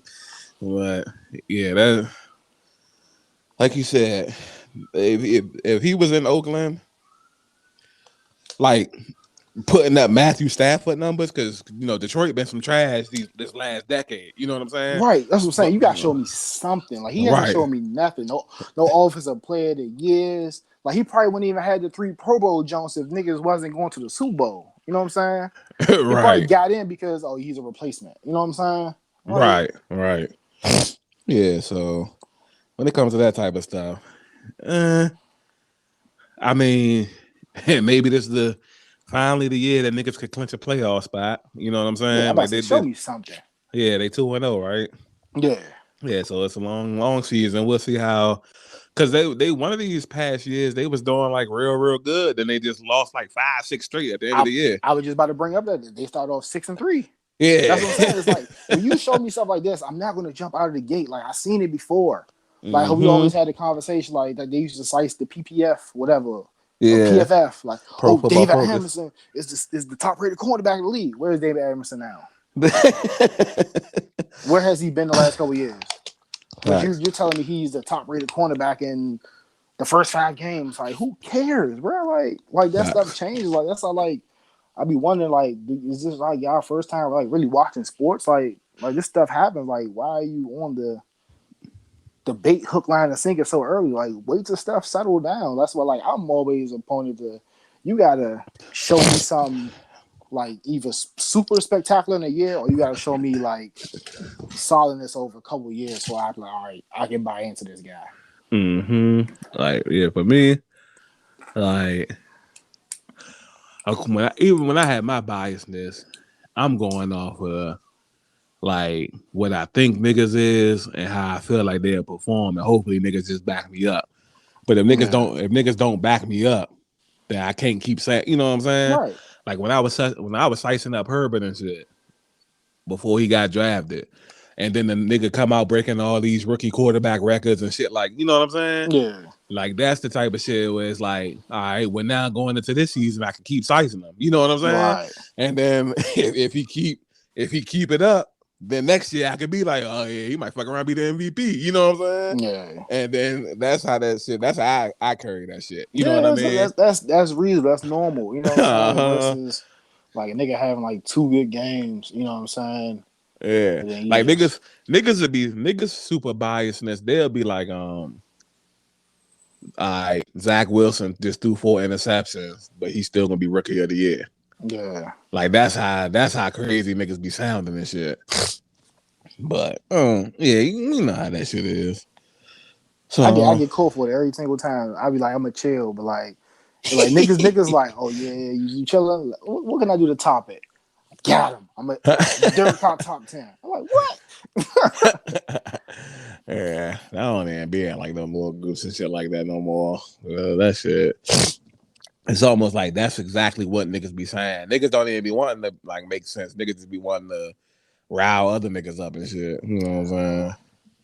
But yeah, moving on to the next game, we saw the New Orleans Saints travel to Carolina to play the Panthers and come back down to earth after a week 1 beatdown of the Green Bay Packers. Jameis Winston returned to Jameis Winston form. Couple of interceptions, didn't get the offense going much. Sam Donald and Christian McCaffrey, get him, was able to man this offense and pick up this W 26-7. This is their first time being 2-0 in about 4 or 5 years. Um, how you feel about this game? And this goes back to the conversation we just had. Like everybody was super high on Jameis. Not sitting on Hmm. him. Not saying he ain't gonna be better. You know what I'm saying? Because um, the Saints were hit with the COVID bug. Like a lot of their coaches, I think it was mainly in the offense too, which probably would Hmm. have helped Jameis. Could have helped Jameis. You know what I'm saying? They weren't able to attend the game because they were in the protocol. But All right. yeah, man, I'm super surprised, man. Like we did our predictions. Never seen Carolina doing this. This is the reason why you play the game, man. A lot of stuff can happen. A lot of stuff unfold, man. Hmm. Um, definitely shout out to Carolina, man. Sam Donald is looking good. Can't lie. You know what I mean? Yeah, He's looking like that number 3 pick. Um, it's crazy how different a person can look when they're just surrounded by, I guess, somewhat of, and we'll see because it's still early in the season, but so far surrounded by somewhat of a competent organization. You know what I mean? yeah. I was like, uh, another conversation would be having like certain draft picks might not be like totally suck, a total supplement. They just go to a bad organization. Like, what do you expect this person to do? Especially like they're a Mm. quarterback and then go to an organization that they don't have nothing.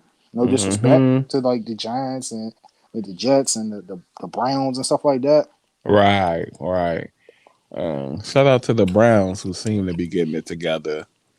Um, yeah, but the people like Joe Burrow.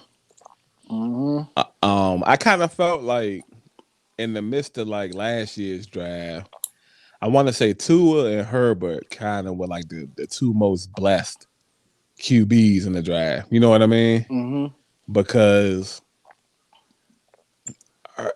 the Chargers were like a borderline playoff team, but because they suffered so many injuries on defense, the season just completely fell from underneath them. You know what I'm saying? Yeah. So that enabled them to be up that high to pick a quarterback. And then when everybody comes back healthy, now you get like this competitive team. Even though they lost against the Cowboys, it's still competitive. You know what I'm saying? Right. And they should have won that game going away. You know what I mean? Yeah. So same thing with the Dolphins. And you always talk about how like well constructed the Dolphins are. You know what I mean? Yeah. If And they were just a team like who just pays their players, they'd be nice. They'd be right. nice. It's like certain organizations they just don't value keeping players. So like the Yeah. talent they let go is just kind of crazy. Yeah. So I kind of felt like them two were also potentially it could have been Jordan Love too. Mm-hmm. Because he got picked in the first round too, and Green Bay is in the NFC Championship game. So if he was like anywhere ready to go, Right. They would have parted ways with Aaron Rodgers, and this could have right, been Jordan Love team. right. So if he can get himself ready, he'll be another one that have been a part of a blessed situation. Yeah. Yeah, but these other quarterbacks like Zach Wilson, Trevor Lawrence, where it's just Yeah, I see they souring on him already. I'm like, man, oh. like, where you want this guy to go? Like you said, man. Like, Yeah, man, this is microwave society, man. Either a game or two, you can either be goaded or you can be dog shit. hmm perfect way to describe it. And what a society we live in. So, moving on. Speaking of Trevor Lawrence, the Broncos and the Jaguars, and another kind of lackluster game. Um, this will see Teddy Bridgewater lead the Broncos to a 23-13 victory over the Jaguars. Not much to say about this game. I want to say like obviously the Broncos got a great defense, but then again it was the Jaguars as well. You know what I mean? Yeah, dealing with a rookie quarterback who had like you said, one of them games with multiple turnovers. Yeah, so this is another one of those games. He had about 3 interceptions. So I think the count is up to like 3 so far. Joe Burrow, Zach Wilson, and then Trevor Lawrence. Zach had like four. Yeah, My yeah, man, 4. hey, Yeah. man, got the high Okay. score. Yeah. So these guys clearly was on the phone the night before. Um, Hold my beer. yeah. What if all of us just threw multiple interceptions the same day? You know what I'm saying? That'd be crazy, wouldn't it? But yeah, not really too much to say about this game. Move on to the next one. This next game was a thriller. We saw the Minnesota Vikings go out to the desert to take on the Arizona Cardinals, and what came down to the last possible second, the Cardinals eked out a victory with a field goal, 34-33, in a highly entertaining game. Um, Kyler Murray is looking like the playmaker everybody thought he would be. You So know, happy for him. um, I was impressed by Kirk Cousins and the Vikings. Kirk Cousins, it's hard to get a read on him, man. You want to put your faith in him, you put it in him, he flames out. You know what I mean? Yeah. You don't want to put your faith in him, and he comes out and has a game like this, where obviously he lost, but still, you know, making play after play to put his team in position to get a field goal, score a touchdown. Um, this was a highly entertaining game, though. What you feel about this one? Yeah, like you said, man. Wow, Kyler had two interceptions, but like both players came out to play, man, leading their Mm-hmm. team. A high scoring game, 33-34. And it just sucks, man. I don't know what it is with Minnesota and these kickers, boy. Currently down the field to a potentially game winning drive, and the kicker just misses the Wank. game winning field goal, man. And Wank. they ain't been right since that, maybe even before that, but that game, that playoff game in Seattle, against Mm-hmm. Seattle. Mm-hmm. Oh Yeah, man. he missed that point blank range kick in the playoffs where everybody just knew they was about to win. Right. And How you that close and you kick it that wide, bro? Like what? yeah, that now I've been joking about the mob, I think since I was in middle school. But that play right there, MOBB. that play right there, that kind of confirmed my beliefs. You know what I'm saying? Yeah, like Yeah. some stuff be unexcusable, bro. Yeah, and that was like he got paid for that. There's nothing he could tell me. Like I don't want to hear shit. What do you say something about the laces and all that Yeah, or something? I'm it's not like trying. like when you that close, it's like the margin of error. Like, come on, it ain't gonna hurt it that much. You know what I'm saying? To be you kick that wide, bro. You're right, exact. Like missing it, one thing. Like bro, that nigga kicked that joint to like come on, bro. Might Like be a knuckleball coming out of there or something, but it ain't go that wide. Like you said, we don't believe you. You need more people. facts. Like, bro, you get got shit, bro. But hopefully they get this shit situated. I have a huge negative thought against kickers, so Yeah. and this is one of those games. Um, Next up, we had the Atlanta Falcons versus the Tampa Bay Buccaneers. What was a semi-high scoring game, even for the Falcons. You know what I'm Mm-hmm. saying? Tampa Bay jumped out early to a big lead. Falcons kind of fought back before Tampa Bay, basically broke it wide open. 48-25. Tom Brady is putting up these numbers, just shy of 300 yards, 5 touchdowns. Matt Ryan isn't a young QB, but he poured in 3 interceptions. So everybody got a little veteran that you need to look up to here and there. You know what I'm saying? So young guys clearly looking up to him this day. Mm-hmm. Quick tidbit on the Tampa Bay Buccaneers. I believe ever since I want to say one of those games last year, I think they said 9 games in a row where they scored at least 30 plus points. Oof. This is a this is a a scary offense clicking on all cylinders. Yeah, man. Looking forward to the game of the week this week because they're a part of it. So this should be a nice game when you get to that one. Um, what do you what do you think about this Tampa Bay team, man? Oh man, scary man. Like how we predicted earlier this year at our prediction show, man. We predicted they was going to be running through. They be Mm-hmm. running through, like you said, man. Bringing back all your starters and more cohesion, more time for what I'm saying, Tom to work with the guys, get them more ready. It's scary. You got this type of offense scoring 30 points, and then the defense they got. What I'm saying, they just can somehow fix that secondary. Mm-hmm. Good lord. Yeah, just try to hang in there. There's one of the starting cornerbacks that broke in their arm, remember, in week 1. Yeah, I think it was Bunting. Yeah, Murphy Bunting, I think that's his name. Yeah. Well, at least that's his 2 last names anyway. But yeah, hopefully you'll come back. These guys are somehow, some way, freakishly healing very fast from these type of injuries. Broken arms would be 6 to 8 weeks, and now broken arms would be like 3 weeks if you're lucky. You know what I'm saying? Yeah. So, Get your shout little out. Jack's jump, man. Come out that thing. Hell, Cavs, yeah. Cavs, before they put it on, give you a little deer antler spray or something, you know what I'm Hmm. saying? Shout out to Ray So, Lewis. uh-huh. But yeah, definitely look forward to seeing Tampa Bay going forward, man. Unless it's against Seattle. But that's a story for another day.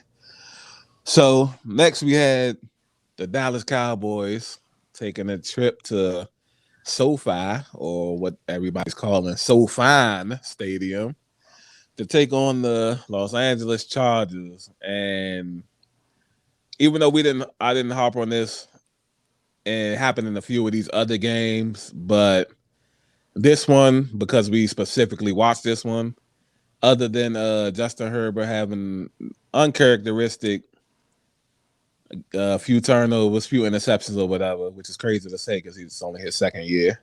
But the taunting penalties, man, got a couple of them in this game, and was getting a couple of them throughout all these other games that proved costly. You know what I mean? Yeah, How do you feel about the new taunting rule? I hate it. I hate it. Stuff like this that while it may not seem big at the point where it happens, but that stuff can alter a game though, man. You know what I'm saying? It can extend the drive, it can kill a drive, Mm-hmm. and it's just unnecessary. It's like why are y'all doing that? You know what I'm saying? Like the I don't think the fans really mind the stuff, and then they've been like real ticky tacky with it, and I just really don't like it. I just wish they do away with it. You know what I'm saying? It just takes away from the game. Like how you expect somebody who just made a great play and they just pump with all this adrenaline and they let out and you somehow you face the defender or the person you were just going against and bam, you hit with a taunting penalty. Right, I right. don't like it. I don't like it, man. I don't like it either. And it definitely, I'm not gonna say it cost the Chargers, but it definitely hurt them tremendously. It seems like every time the Chargers scored a touchdown, it was getting called back for something. Yeah. That happened about 2, 3 times. Cowboys pick up a much needed win though. You know, recovering from the week one loss that they took against at the hands of Tampa Bay. Um, Albeit sloppy. You know, it's not like they were clicking on all cylinders as well. They just happened to make one more play than so I got the field goal.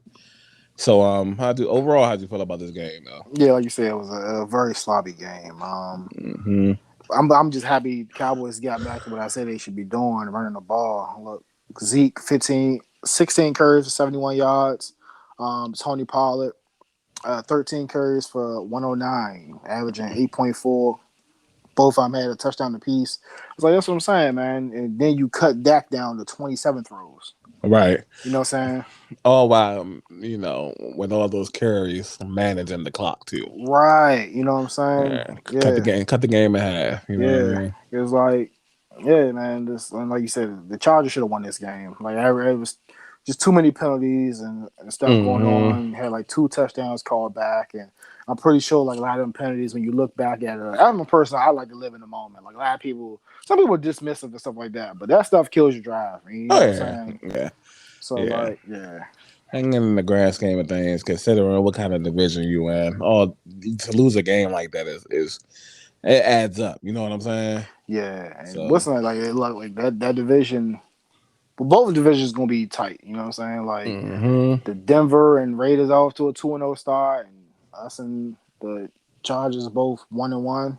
Yeah, Mm-hmm. it's gonna be a tough race, man. Yeah. So every W is going to be value even more. You know what I mean? Right, man. So next, and one of the wildest finishes to the weekend, Tennessee Titans traveled to Seattle to take on the Seahawks, and what was the tale of two halves, as they would say. First half was completely dominated by Seattle, and they went into halftime with a 24-9 lead. And the second half was completely dominated by the Tennessee Titans and forced this game to go to overtime. And they ended up eking out a win against the Seahawks 33-30. Completely had Chris Henry. Rest in peace, Chris Henry. Completely had Derrick Henry under wraps in the first half and completely let him go. I don't even know if saying beast mode is appropriate for what he did in the second half. He had just about 300 total yards in the second half alone to go with a couple of touchdowns, and including a 60-yard boom run, where it's like once he breaks through that first line, the D line, nobody else is just there to even of size to even have an effect on him. You know what I'm saying? Yeah. So obviously, I'm a Seahawks fan. Highly disappointed in this outcome. Um, Another case, like I said earlier, just taking your foot off the gas, going away from what's been working this whole time. You know what I mean? Mm-hmm. Um, you forced Tannehill to beat you, man, and he couldn't do it the first half. You know what I mean? Right. And then you just completely, I don't know, maybe fatigue. I know it was like the play calling wasn't the same, but you completely let Derrick Henry get off, and it cost you. Well, how'd you feel about this game? I want to say I owe you an apology, because we was in the party. I didn't get to watch it because I didn't have my streaming stuff up, and Mm-hmm. you were watching it, and you was voicing your concern. Mm-hmm. And I was like, man, I'm like, yeah, I got it, yeah, I got it. You know what I'm saying? I'm thinking like, based off week one, man, these niggas ain't got no powerful offense to come back. You know what I'm saying? Because he was harping on mixing the extra point, and the extra point cost y'all dearly, man. You Mm-hmm. know what I'm saying? But that would have made him have to go for two. So now you got to score and get a 2 point conversion Right. just to go to overtime. You know what I'm saying? Facts. So yeah, that would have been like a tough obstacle to overcome. But Mm. yeah, it just sucks. I hate even though I picked Tennessee, I hate for teams to lose like that. You know what I'm saying? It's just unexcusable. And it's gonna be a game coming up that we're gonna talk about almost similar. You know what I'm saying? Why I have to give you the apology? You know what I'm saying? It's like it's unexcusable, man. Like y'all got the lead, y'all got the momentum. Just can't play around with teams. Like no matter what NFL team. And this is like a contender. We think. You know what I'm saying? You can't play around with teams. You got to put them away. Right. Exactly. Correctly right. Now, if you gotta that conservative shit is out the window. Like you see how in Tampa Bay's game, Falcons started to fight back, so Tampa Bay had to put up 50. Yeah, I mean, 40, albeit 48, but still, if you got to go put up 50, go put the 50 up, bro. You know what I'm yeah, saying? Like all that trying to run the ball and not making plays and keep kicking it back to especially when they get to scoring. Like once they start scoring, that's when it's like, all right, y'all niggas got to be aggressive. yeah. Tidbit, throughout the game, I don't know, I didn't hear nothing. It's that was Sunday. It's Thursday. I haven't heard no rumblings or anything. But DK Metcalf was getting into it with Oh, I did hear that. yeah, initially I thought it was Pete Carroll because when you first see it, that's who he was talking to at first. But apparently the problem may either be stemming with the offensive coordinator or Russell Wilson. And Pete Carroll was there to kind of talk him down. You know what I mean? Mm-hmm. So, like I said, I didn't hear anything else since then or whatever, but it bears keeping an eye on. And, I know a lot of people might think I'm joking and stuff when I say this, but we've talking several times over the last season or so. And I've been voicing my like displeasures with Russell Wilson sometimes. You know what I'm saying? Yeah. And it just bears like if anything was to happen, I know you can vouch that you heard that shit here first. You know what I'm Yeah, saying? I want to also give you credit too. I want to ask you too, like when we were talking about it earlier, like you were like you were the only person I heard vouching, as far as like regular person vouching for Herbert too. So I will give you your flowers with that too. Oh yeah. Appreciate it. No problem. That was just watching I just watch a lot of college football and you could tell when niggas be like special and shit. You know what I'm Mm-hmm. saying? Because he's out there in Oregon all 4 years. No teams around. No All American niggas. Like ain't nobody else from Oregon in the league outside of linemen. You know what I'm saying? Yeah. Like he's literally out there by himself making shit happen. So it's like how can a nigga not like this guy? You know Right. what I mean? Like, but yeah, definitely appreciate that. No problem. No problem. But moving on to our Sunday night game that we had the pleasure of witnessing, another wild finish. We saw the Kansas City Chiefs travel to Baltimore to take on the Ravens, and this was the reverse effect of the Seahawks game. Like how you were telling me not to worry, this was me telling you not to worry because the Chiefs had jumped out to a lead. Lamar threw a couple of interceptions very early on. Chiefs were capitalizing, including the pick six by the Honey Badger. You know what I'm saying? Mm-hmm. It's looking like it's about to be one of these games, Yep. and then the Ravens start to slowly get it together.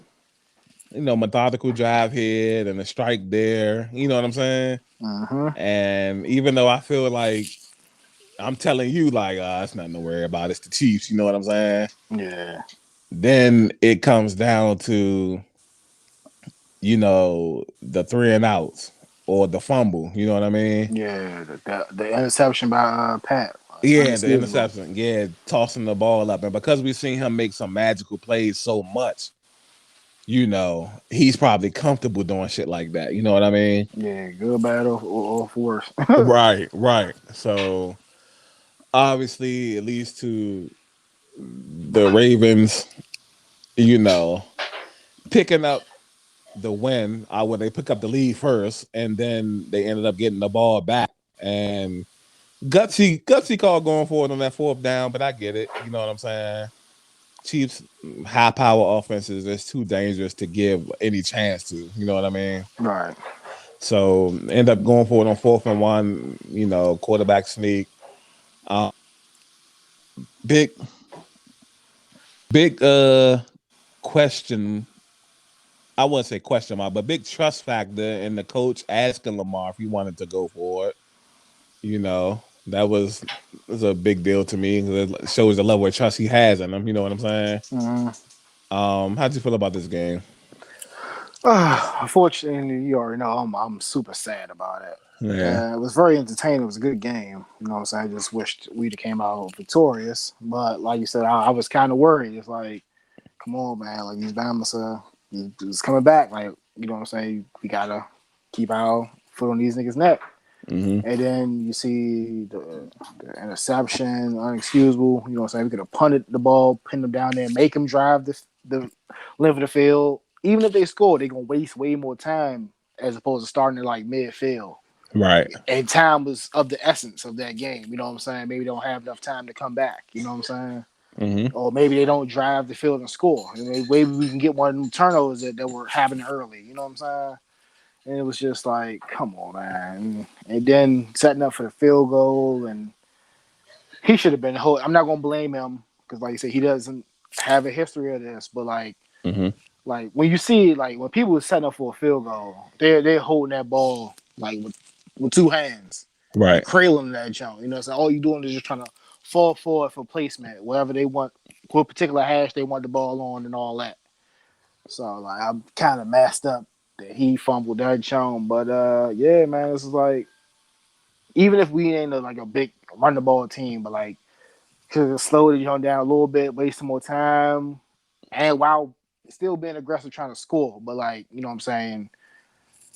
Oh man, it was just so frustrating, man. So Yeah. frustrating.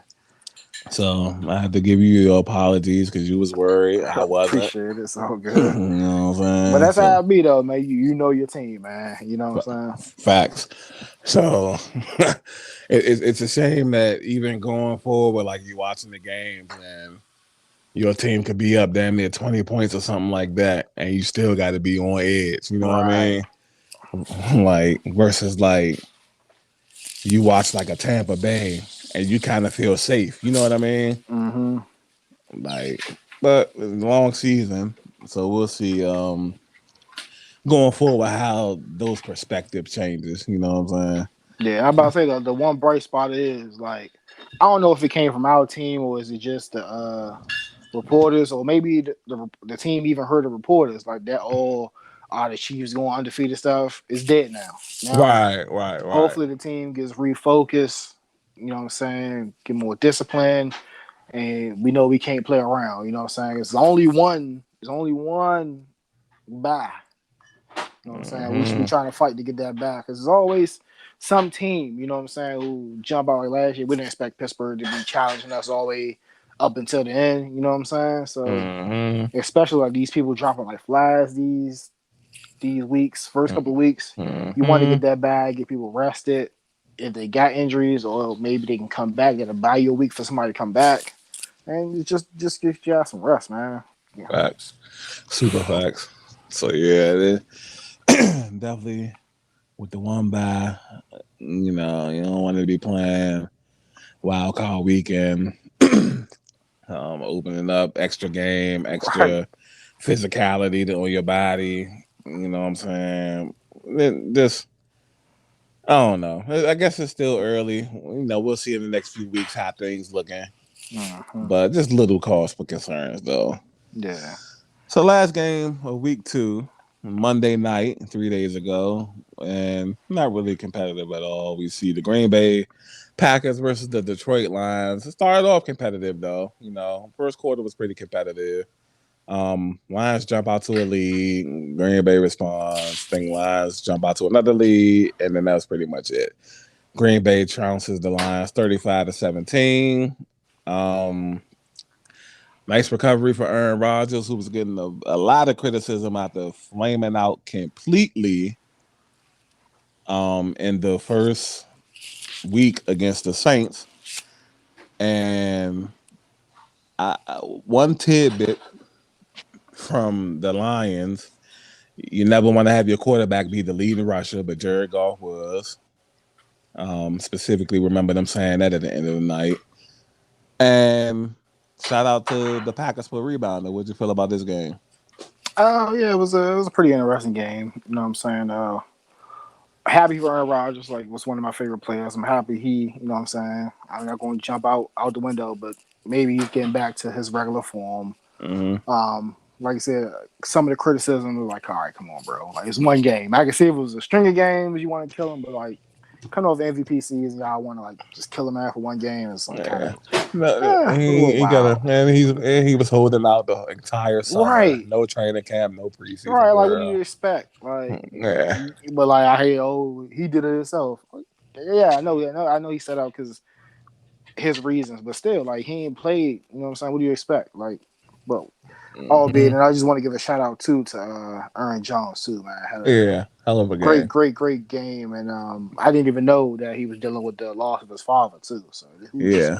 recently passed, and Did you see the chain? I didn't see it. I heard about it. Hopefully he was able to recover it. They said Well, that they, he they they did find it. Yep, they did okay. find it. Yeah, yeah. He had a chain. For those who didn't know, he had a chain where he had some of his father's ashes in it, Hmm. and it's real touching gesture. You know what I'm saying? Yeah, It's real interesting to see how people deal and cope with like the losses of like people super close to them, and yeah, that's something like that very unique that I haven't seen before. yeah. I about to say yeah. I maybe it's like a few times, but yeah, the way he was handled was like super, super great. I remember like one of them years, maybe his rookie year or the second year, that dealt with the passing of I think his pops or something like that, or Uh, Dez or something like that. And that was it was a super emotional game there. right. Well, I was talking in the sense of like having the chain Oh, the chain. Okay, with the ashes in it. okay. Yeah. Nah. It's that's something completely different in itself. Like being able to still go out and do your thing, like swiftly after like the loss of a loved Yeah, one. I mean, that's I have a different level of respect for people that do that. You know what I'm saying? yeah, That goes back to like the whole Brett Favre thing. You know what I mean? yeah. Um, I about to say I'd be no good, man. yeah, and I would. It's crazy because I wouldn't even know. You know what I'm Yeah. saying? Like the Isaiah Thomas with his sister died, and then he comes out and drops what 53. Hmm. Like it's almost like that's machine like almost. Yeah. Like that's that's crazy. Well, yeah, shout out to all of them. Like you said, Dak, man. Yeah, shout out to them, man. But yeah, that sums up week 2 in the NFL. And whenever you're ready, we can take it to week 3.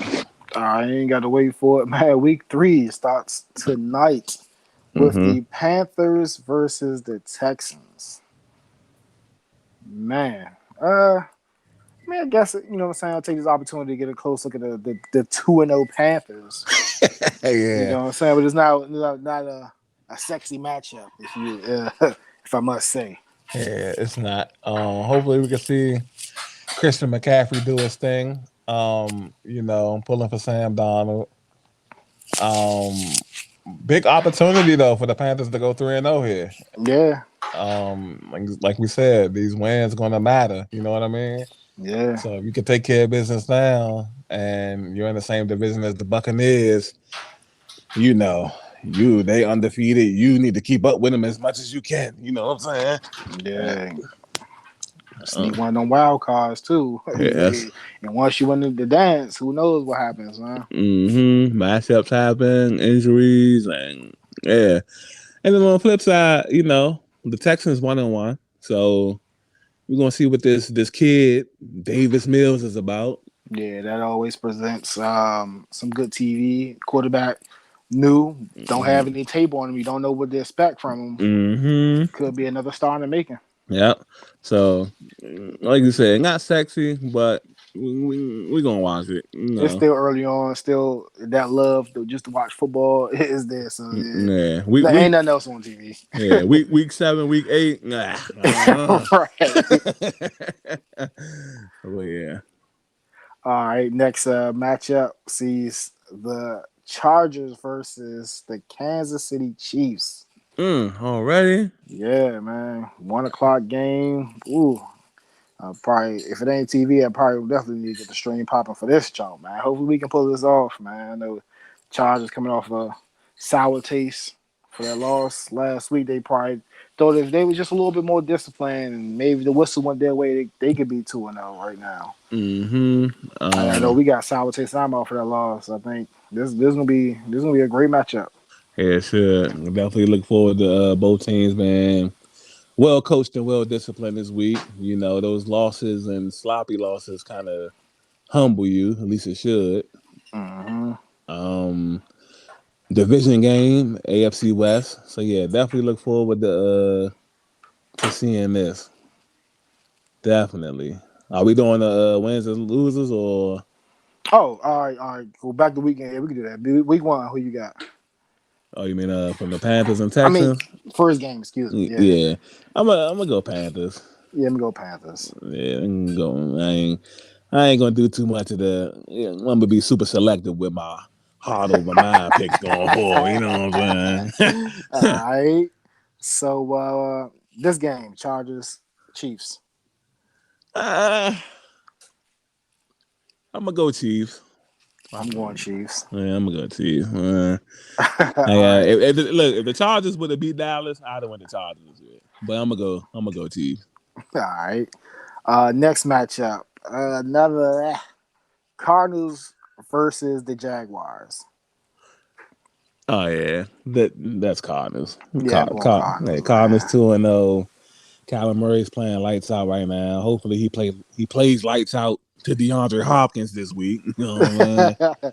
Oh man, I mean, even though we're in the same league, I said I'm thinking about picking up that guy, Rondale Moore, man. But it's like it's so tricky because they got so many receivers, Mm-hmm. but he's been picking up a lot of fantasy points though. Oh, okay. So Okay. I'm gonna go. I was looking at him. I'm thinking about looking at him again. Like as we Okay. talking, I'm getting like crazy alerts about injuries or something like that. So I gotta look into this when we end the pod. Oh But yeah. I'm going Cardinals. Yeah, me too. Yeah, I have enough receivers, so you ain't gotta worry about me and shit. I need if anything, I need like a running back or something. Me, I need one too. Yeah. So other than that, we good. What's next? I'm 0-2. I need everything. The next, this should be an interesting matchup. Okay. The debut starting Justin Fields versus the Cleveland Browns. Oh man. Nah, I say I'm gonna be a little bit smarter, but I'm going. Who at home? Cleveland. It doesn't even matter. I'm going Chicago, man. You know what I'm saying? I'm going Chicago, man. Justin Fields, man. if he wants to keep this job, like you said earlier, he has to play like it. You know what I'm saying? Mm-hmm. This is the right time. Cleveland's coming in banged up. Um, you know, they're probably going to use their running game more. But if they don't, if they still try to throw the ball a bunch of times, then they're not trying to win. You know what I'm saying? Mm-hmm. So only thing I'm gonna be concerned about is the Bears defense. All Niggas, right. niggas got Khalil Mack, but they don't got too much else after that. But I'm going Chicago, man. Justin Fields, man. Yeah, I'm going Cleveland, man. I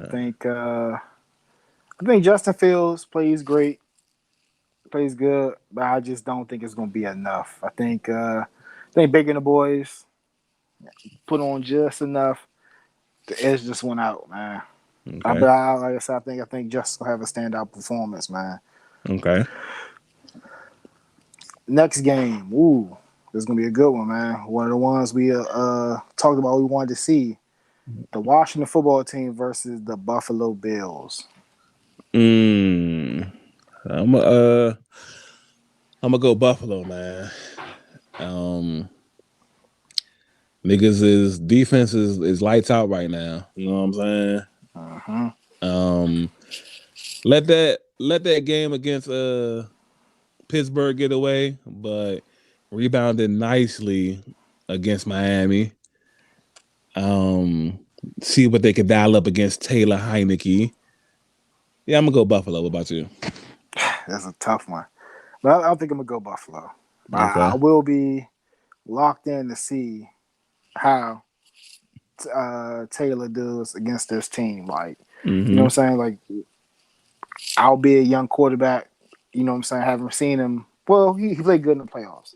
But, you know what I'm saying? It's going to be various tests. And I think there's going to be a nice test for him to see how he fares and plays and see if he can lead his team to this victory. Much needed victory. Okay. Next game, Colts at the Titans. The Colts 0-2, right? Mm-hmm. I'm going Tennessee, man. Colts will be 0-3. Fuck it. After the whooping that they put on us last week, man, respect, man. You know what I'm saying? Hey, one of those old like we beat the Colts, we lost to the Titans, so the Titans should beat the Colts because we beat them and they beat us. You know what I'm saying? Yeah. All So, right. so what about you? I am going Titans, man. I think hopefully they can roll with the momentum they picked up last week with the W. Colts, you know what I'm saying, getting more and more banged up. Who knows if Carson Wentz is going to actually play? So I think I'm going Tennessee Titans, man. Okay, okay. Ooh, got an interesting matchup here. Got the Saints at the Patriots. Ooh, okay. That's decent. Decent. I'm a I'm a go. I'm gonna go Patriots, man.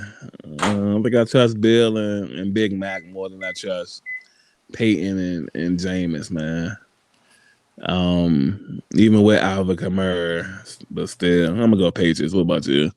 Yeah, I think I'm gonna go Patriots. Like I said, I'm not too sold on Jameis. I think same thing I said last week with the rookie quarterbacks. I think he going to throw some stuff at Jameis and make Jameis, you know what I'm saying, throw them turnovers like he can do. And I think that'll be Mm, enough to have the Patriots win. yeah, that's a good pick right there. Uh, eh, Falcons at the Giants. uh, 2-0-2 teams, I think. I'm gonna go Giants, man. Um, the Falcons haven't been competitive yet this season. The Giants was competitive in both of their losses. So um Daniel Jones plays like he played last week, and the defense can get some stops.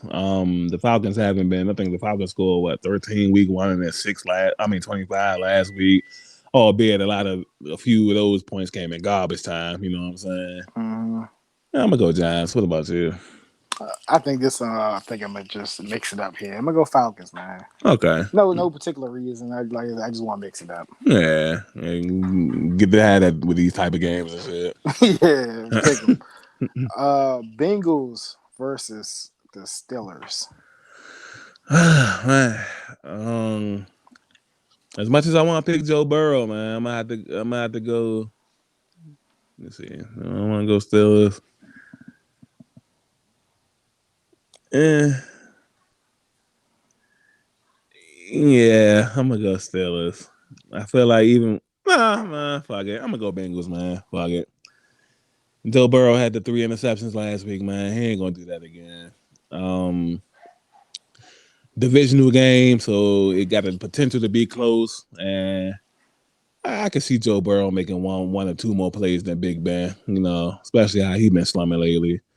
I'm going Bengals, man. I was gonna go Bengals until you just went them. So I'll go Steelers, man. I think Alright. maybe that defense could get some nice pressure on Joe Burrow. Maybe not three interceptions. Maybe they get one costly one. All right. All I right. think Najee Harris maybe he can be more effective this week and help the team eke out a win. Next matchup: Ravens at the Lions. Ravens. Um, and I don't even have to make an excuse as to why they're going to beat the Lions. The Lions just don't have enough talent. What about you? Yeah, I'm going Ravens, man. I think that spark is what Lamar needed. Maybe this, you know what I'm saying, propels him through the rest of the season. But I Hmm. think it definitely will get him through this game, and I think they're going to steamroll the Detroit Lions. Correct. Uh, the Jets at the Broncos. Oh yeah, Broncos. They think they're 2-0. Um, Mm-hmm. Teddy Bridgewater, safe better quarterback. Defense getting pressure on QBs, forcing them to play way worse than they are, and Lord knows what that's going to be. Considering Zach Wilson is already looking bad, you know what I'm saying? Mm-hmm. Um, yeah, I'm going with the Broncos, man. Yeah, I'm going with the Broncos. Team I was like high on early on. Like you say, as the Jets. This is why I said, man, you got to win these games, man. Like they Hmm. wanted against a team 3-0. Yeah, Yeah, man. I think they about to. I think they should. If everything goes right, they should pick up this victory and go to 3-0. yeah. Next game, Miami Dolphins at the Las Vegas Raiders. I'm gonna go Raiders. Two is going to be out. Jacoby Brissett. I like Jacoby, but I feel like Raiders got some momentum going right now. Another 2-0 team trying to be 3-0. I feel like they play some good defense. They seem to always find a way to make a couple of more plays to whoever they're playing. You know what I mean? Mm-hmm. So I'm gonna go with the Raiders on this one. Ah, I think I might have to go with the Raiders too, man. Yeah. But I'm still gonna be watching this. Watching this game and see what Derek Carr does. Hmm. But it's like that's how I am.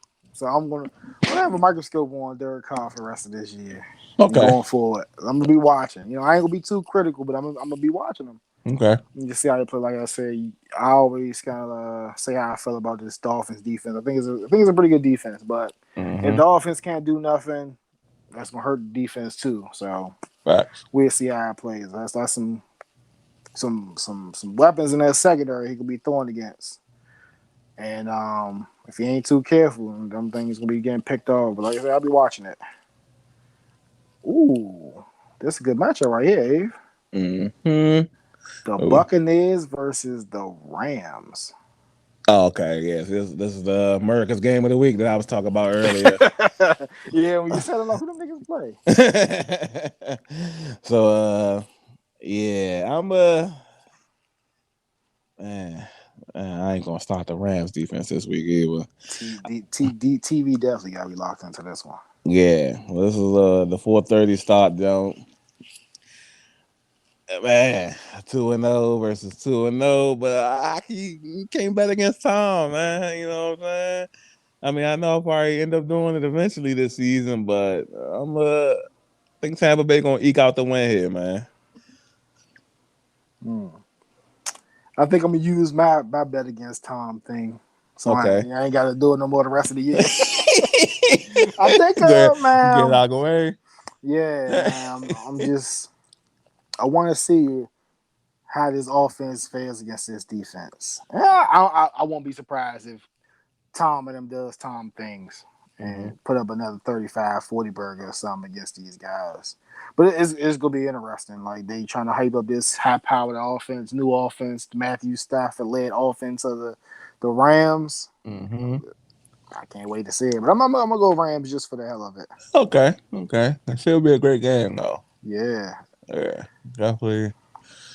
Definitely look forward to that. America's game of the week.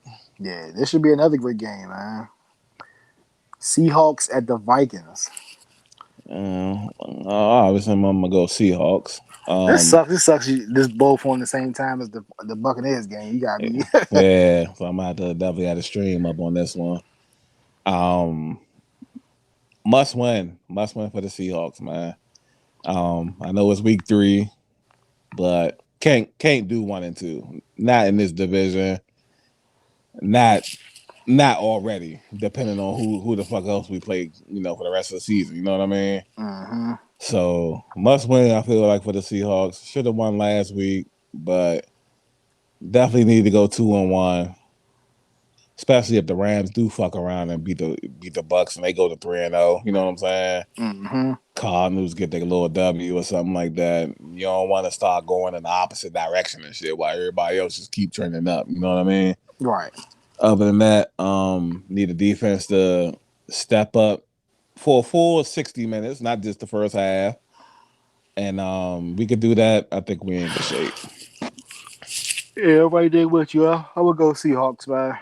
Well, it could be interesting. You know what I'm saying? Mm-hmm. That Vikings team, like, they got a decent offense on them. Facts. Like, I think this is gonna be like one of them high scoring games, man. Like 30 burgers, 30 burgers both sides, man. Like how we had last week Mm-hmm. with the Vikings and Cardinals. Right. Okay.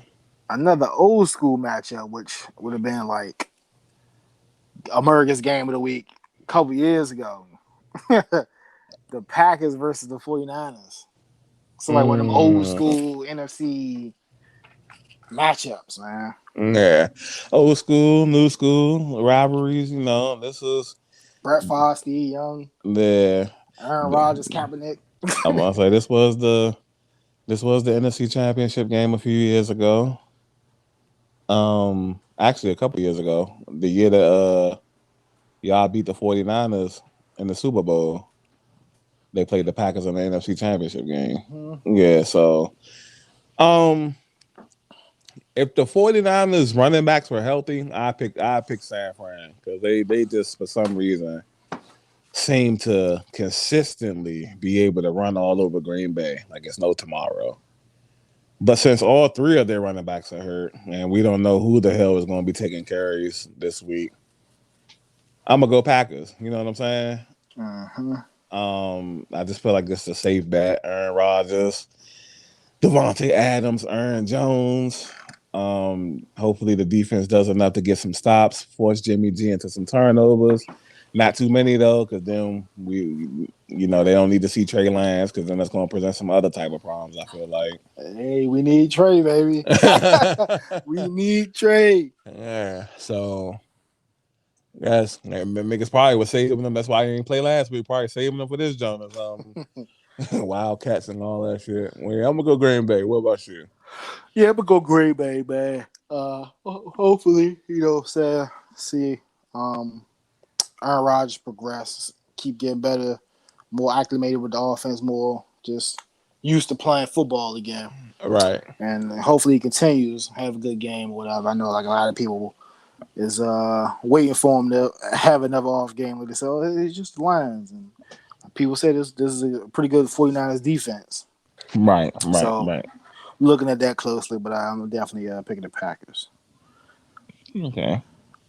That's the Sunday night game. So Mm-hmm. moving on to the Monday night game. Mm-hmm. NFC East. Philadelphia Eagles go to the Dallas Cowboys. Okay. Nice divisional matchup Monday night. Mm-hmm. Um, Whew, can't believe this, but I'm gonna go. I'm gonna go Cowboys, man. Um, I love Jalen Hurts, but after watching them niggas just put up 11 points, it was an odd number in itself against the 49ers. I feel like the Cowboys are slightly better constructed than them. You know what I'm saying? Mm-hmm. Going to do a lot of the same things that San Fran just did, like gashing them with the run.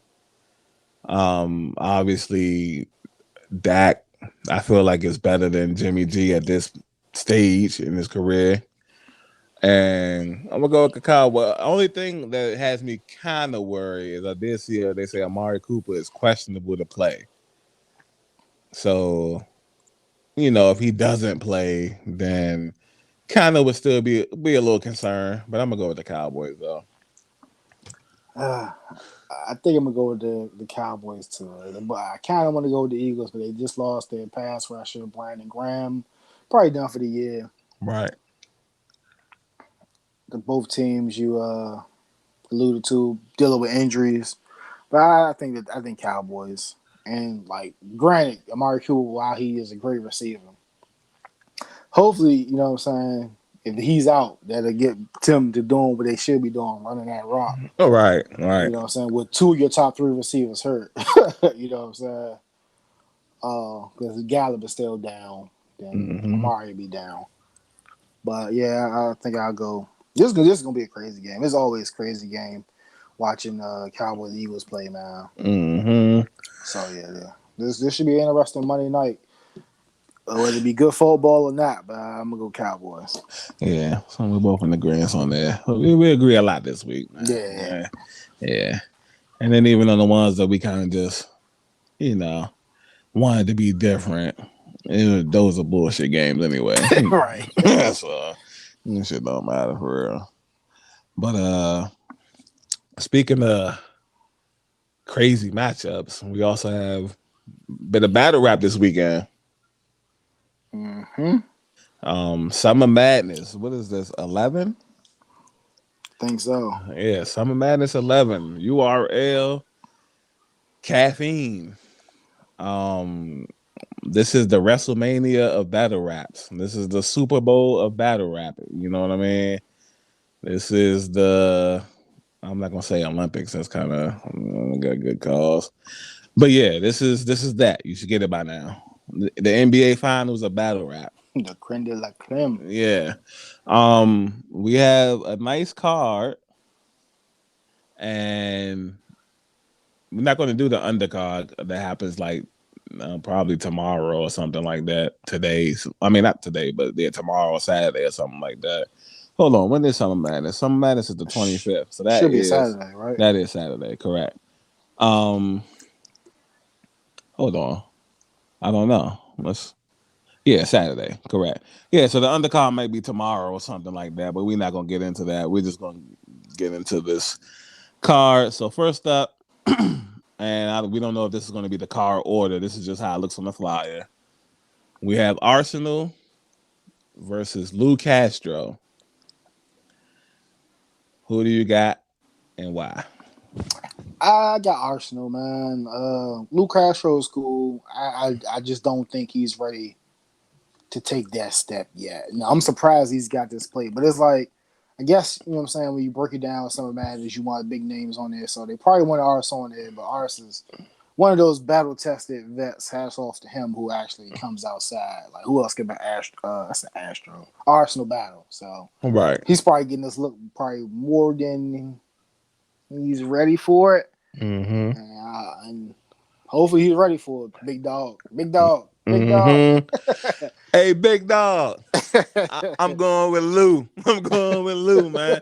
You know what I'm saying? Like, fuck Arsenal, man. You know what I'm saying? Nah, Okay. I'm going with Lou though. Like, Arsenal, probably he is slightly probably not ready for this plate, but hey, man, that's what make diamonds, man. You put that pressure on. I'm happy he got it though. I will say that I'm not going. You know what I'm saying? Right, I want to right, see. You know, I'm a person. I want to see the new faces get these mm, opportunities and stuff. right. For me, he just doesn't have to get 3-0. If he doesn't get like 3-0 or he doesn't get like bodied, it's a win for him. You know what I Oh mean? yeah, yeah, yeah. I feel like Luke Castro was a star in the making, man. Um, got the aura, got the delivery, bars be fire. You know what I'm saying? Mm-hmm. So I hope this. With Summer Madness, you've been preparing. You gotta step it up. Hopefully, he continue to take those strides, and this would be the perfect opportunity to cash in. You know what I'm saying? Yeah, you can propel your brand this way, like you said.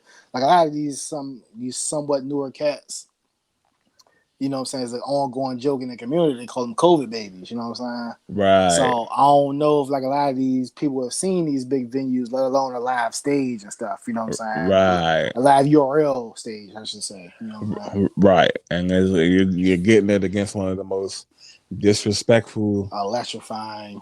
yeah, artists on that stage. So And they gonna be hanging on like these guys who the veterans, they gonna be hanging on these words. 'Cause like I said, this is like probably the second live event since COVID. And this will be the facts, biggest crowd since COVID. facts, facts. And it's Summer Madness. So Mm-hmm. they even got his own hype to it and shit. So next we have Easy the Block Captain versus Chess. Who you got? This is a tough one right here, man. But I think if chess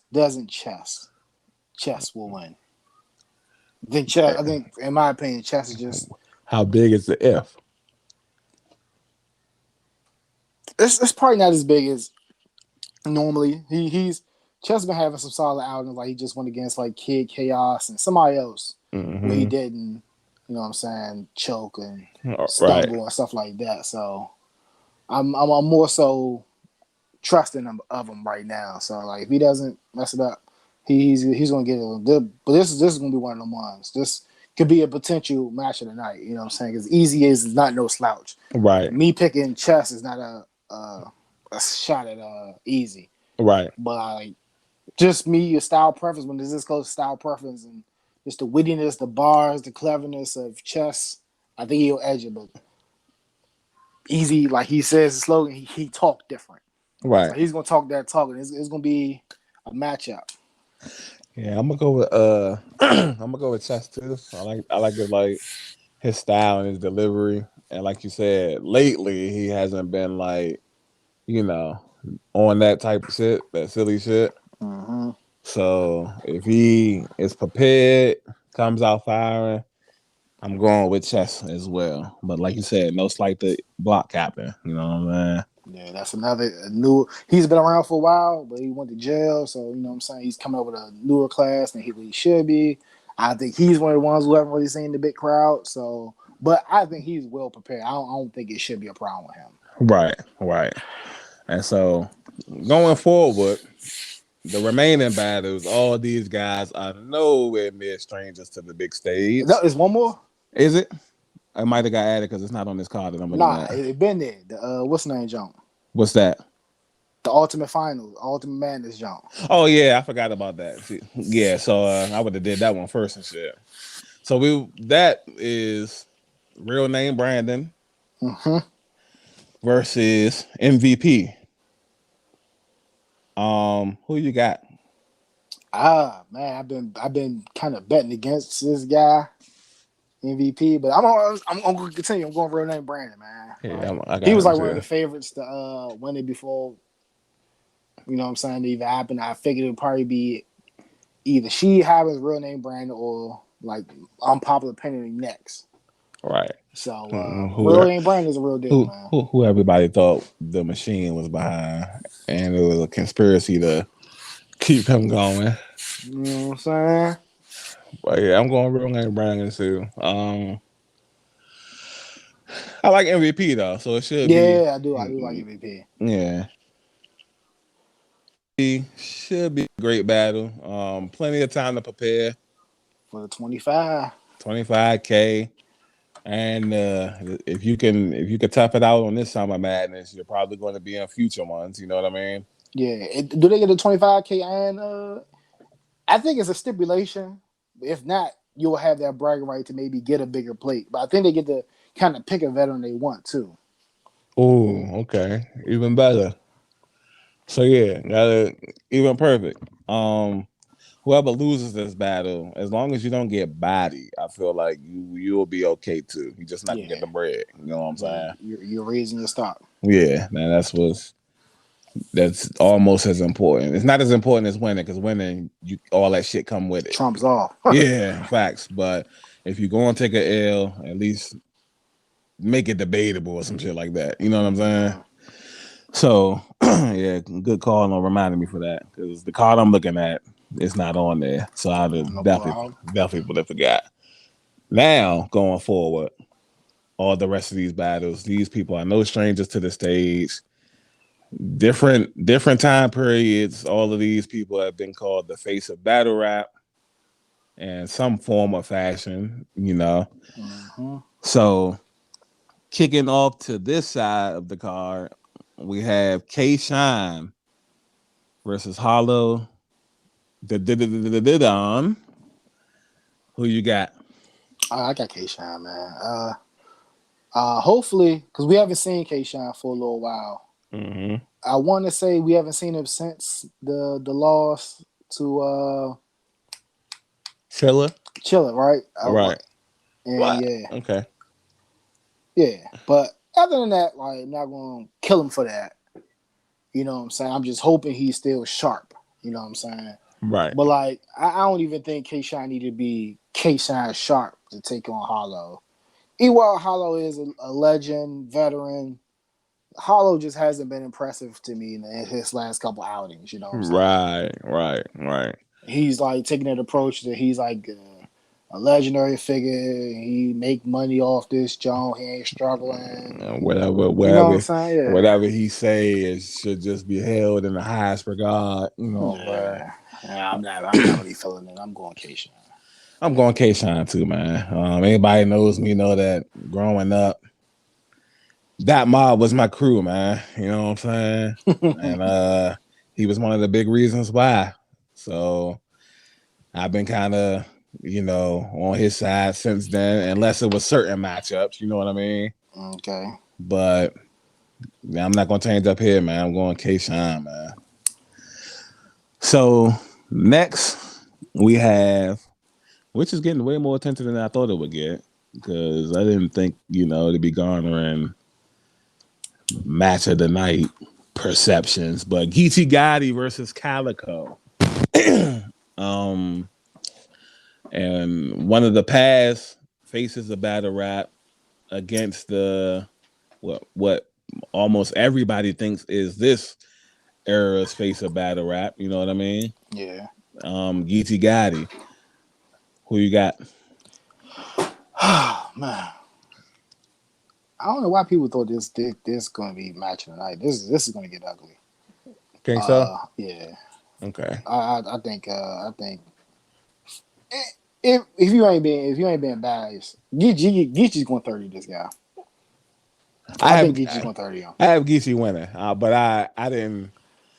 When it comes to like these type of matchups, since I do respect the other niggas, I don't be saying like 30 or 2-1 and shit. Um, Respect. yeah, I but think. Geechee, I do think Geechee's going to convincingly, if that makes it better, I win mean, you this. can think whatever you want. Yeah. I ain't trying to hold you to nothing, but Yeah. I just think this is gonna be a 30, man. Like, you know what I'm saying? Okay. With Um. gentleman's 30, you know what I'm saying? Whatever. I don't know. I'm not really big on Cal, man. Especially like uh, lately. You know what I'm saying? Like these veterans. All right. All right. Mm. Yeah, I got Geechee too, man. I am a Cal fan, but I just feel like how he raps, I feel like that's not going to be enough Right. unless he completely like surprises niggas. And Diamonds are then they that's long in the tooth. Diamonds not about to reinvent themselves. You know what I'm saying? They get bags regardless. They ain't even gotta Yeah, have 3 rounds. They can get a bag. You think they niggas about to yeah, reinvent themselves? that's facts. So, which will bring us to our two main events of the night. The first co-main event is highly anticipated return of Tsunami Surf. And he's taking on John the Don. Surf is the master of selling these fights. Um, who you got in this one? I got John. Okay. Like just keeping on all the consistency. Like John, like while he's not like one of my favorites, neither one of these guys none of my favorites. Right. But like I said, it's something to say about John. John's been like pretty consistent, and like he like while he might not win, but like it's like that debatable John. You know what I'm saying? Like I don't know if I really seen him lose. You know what I'm saying? It could be Right. debatable. You know what I'm saying? I definitely ain't seen him get washed. Right. So yeah, and like we said, like the last couple outings for Sue Surf doesn't make me buy into him, even though I know he's gonna have all the gas in the world. So this is gonna be a big uphill battle for John. But he's built for it, I feel like. Right, Yeah. right. Yeah. And closing, I would say like Sue Surf hasn't been on point, and then more of the same antics in the face off between these two Correct. doesn't and reinforce me that oh yeah, Surf is taking it serious. You know what I'm saying? Correct. He takes that role of like sunning people, and I don't have to battle you. I ain't even want to battle you. You know what I'm saying? So we'll see, man. Facts. I'm also going John Don. He's been one of my favorites. Probably since like Summer Madness 2 when he battled Hitman. I think that was 2. But if not, whatever Summer Madness that was, yeah, John is like you said, super consistent. You know what you're gonna get with him. Um, bunch of if not wins, then a bunch of debatables, like you said. Surf, I used to be super high on Surf, but these last couple of years, it's like he's just been engulfed by the antics. You know what I'm saying? Mm-hmm. And I get it. You know, it's probably making him a shit load of money, and that's what the number one priority is. But from a fan's perspective, you know, we not making money off of it, so we looking at it differently. You know what I mean? Yeah, So whatever's working for him, no problem with it. But I'm going John off the strength of like we know what we gonna get with him. yeah. Thank goodness these Johnson's free. Cause like, Mm-hmm. could you imagine? You know what I'm saying? Between like him, Twerk, and a few others. You know what I'm saying? Imagine like, cause these pay per views were like what $50 and whatever. Right, So imagine you paying your money, and then that's the main event. And then you get like some subpar performances on the undercards, whatever. That. right. Imagine paying for that, young. Like, Niggas choking. Oh, yeah, Jersey. right. Uh, Nah, you get your ass back on the stage. Remember this shit. I need right. my $50 worth, Slim. Hmm. Which would bring us to the main event of Summer Madness. Allegedly a grudge match. I don't know how. But this is supposed to happen way back in '05, I think, maybe '06. '07 at the latest, but this is 2021, so you get the point. Um, Reed Dollars versus Murder Mook. Who you got? I want Reed to win, so I'm going Reed. Like another like. I'm just not a Mook fan. Not really. I don't like all the cocky shit. You know what I'm saying?